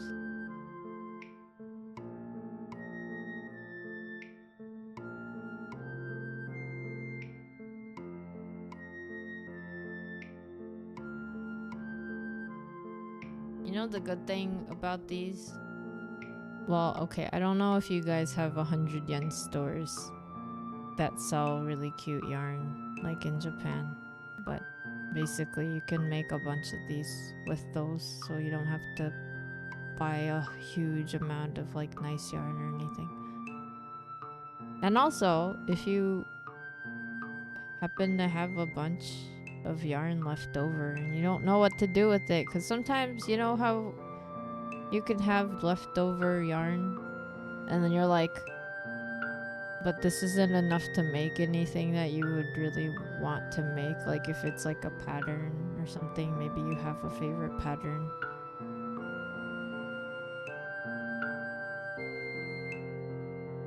Like, you know, and then the other thing is if you don't have to think about it. It's literally just make a circle, make it as big as you want the base, and then just keep going with that amount, and just like keep crocheting. You don't have to even think about the pattern. You don't have to think about what goes into it. You don't have to do like fancy, you know, cables or anything. I mean, you could do this with knitting, but it's kind of a pain. Like, I think if I were to knit this, I would like start up here and then go down. But there is a way to start knitting with like a circle. It's just like a bit of a pain because of the nature of needles versus a hook. Keeps tapping the button.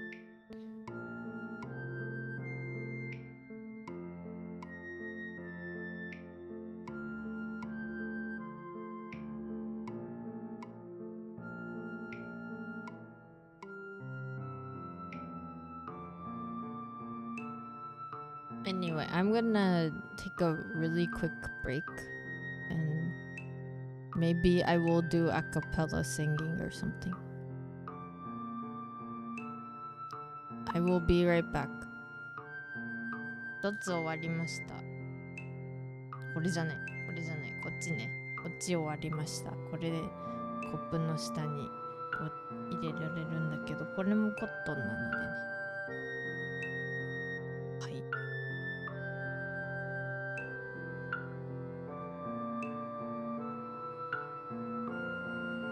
So, it's hard to see on camera, but it actually is sparklies.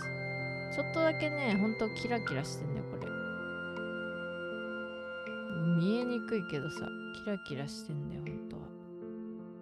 カメラさん。ちょっとキラキラしてる？ Can you see that there are little specks of gold in it? It is hard to see on this. But anyway, I will be right back. それじゃあね、終わったのでね。一旦休憩して戻ってきてアカペラで歌おうかななんて思ってるので少々お待ちを。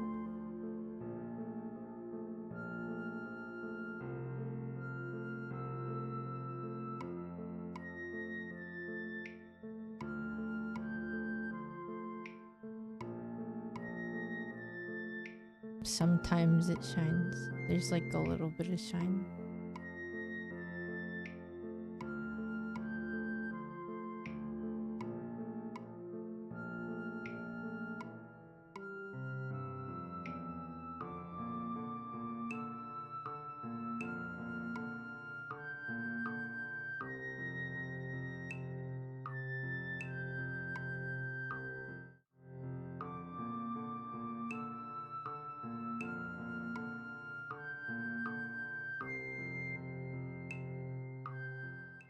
Well, okay. Well, this has been a lot of weird things in one stream, actually in 3 separate streams because of the way that it ended up being, but thank you for coming.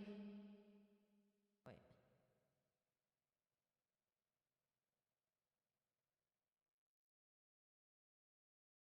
Okay.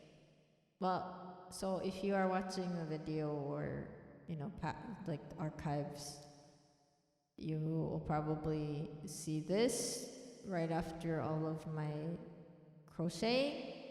But yeah, anyway, thank you for hanging out with me in all the separate streams. If you were here live, thank you for watching the video. If you are watching this as a video, thank you for lurking and all that stuff, fun stuff. I hope you are doing well. I hope you have a fun time with whatever you're doing. Right, and then those of you who chatted with me, thank you Mechanicat, thank you Otis, thank you Kitsu, thank you Sentai. I think that's about everyone. Thank you Crow. Thank you Chad. Okay, I got everyone in English. So I hope you're doing well. I hope I'll see you later.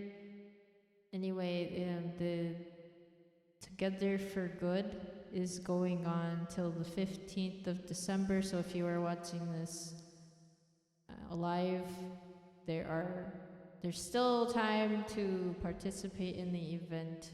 Either if you are a streamer, you can do your own streams. You can also donate. And I believe you get perks if you do it within this time. So like if you are feeling generous and also have the means to do so, if you donate through the Twitch donation charity that's active on some people's channels, you will receive a special badge for, I believe it's for $5, $25, and then $50 if you are using USD. Anyway, yeah, that's about it. I made a cup sock today. It was fun. I hope to see you guys around soon. I will start a raid in a bit, so if you'd like to join me, my raid message is "You've been raided." If you are unable to because you are watching, other things, or maybe you're doing something else or whatever's going on, I hope you're doing well. I hope you have a fun time with whatever you have. And I will see you in the next streamer video. This was Ven.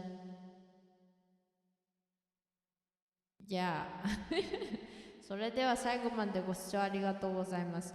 何回もね、配信切れたりついたりしちゃったんですけど、全部見てくださった方はありがとうございます。これを動画で見ている方は、もしかすると私がね、後から配信の全部を編集してね、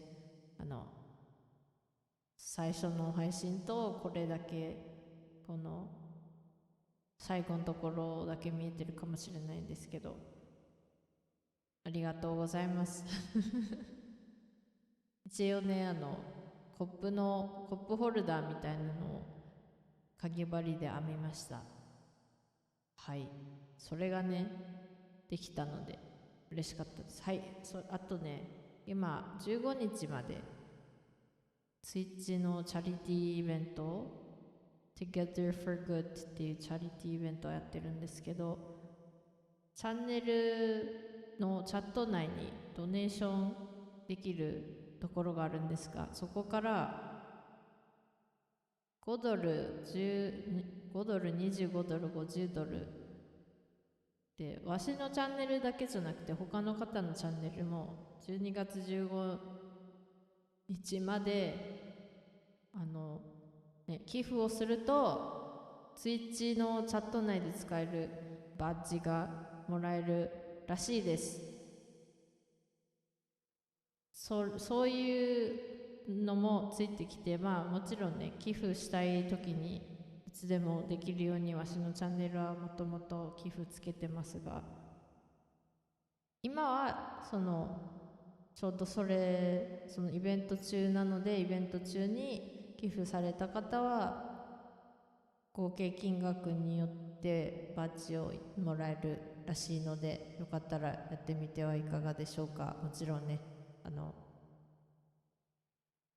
できる範囲でねそんなわけでね、はい、そうあとね、わしのチャンネルじゃなくても、もちろんね、ストリーマーさん、配信者さんは自分たちの配信でできるし、チャット内でどこかの誰かさんのチャンネルから寄付したりもできるので、自由に合計金額を見てるらしいので、ツイッチのチャット内の寄付をするっていうところがある方のところで寄付していただけると、15日まではバッジが追加でいただけるそうなので、はい、そんな感じかな。はい。そうで、あとはその寄付は配信者自身とね、関係ないので、どこでやってもその寄付金はちゃんと団体の方にスイッチを通していくので、サブスクとはまた全然違うので、そこはご了承ください。はい、それだけかな。はい。チャットしてくださった方、野良さんありがとうございます。おはようございました。ミルセンで来てくださってる方もありがとうございます。アーカイブを見てくださってる方もありがとうございます。よければまた興味があった時にね、見に来ていただけると嬉しいです。 YouTube の方、メインチャンネルと道しるべんというサブチャンネルがあるので、最近また道しるべんの方を更新したので、よかったらね、そちらの動画も見ていただけると嬉しいです。そんなわけでね、この後レイドをしようと思うので、一緒に来てくださる方は少々お待ちを、そうでない方はまた次の配信か動画でお会いしましょう。ベンでした。はい、喉痛い、やばい、それはダメなやつ。よし、そういうことでね、またねまた会いましょう。はい、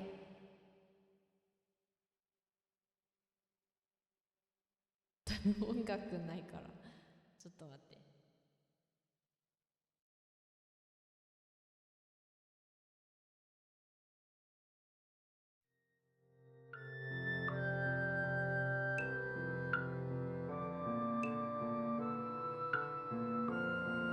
はい、音楽つきましたそれではね、ごきげんよう。銀継ぎシルベンでした。Anyway, so I will see you guys around. This has been Sylvain Gintsugi and only wearing a fox mask. I hope you guys have a nice day or night wherever you are at, and I will see you soon. Okay, bye bye. Bye bye.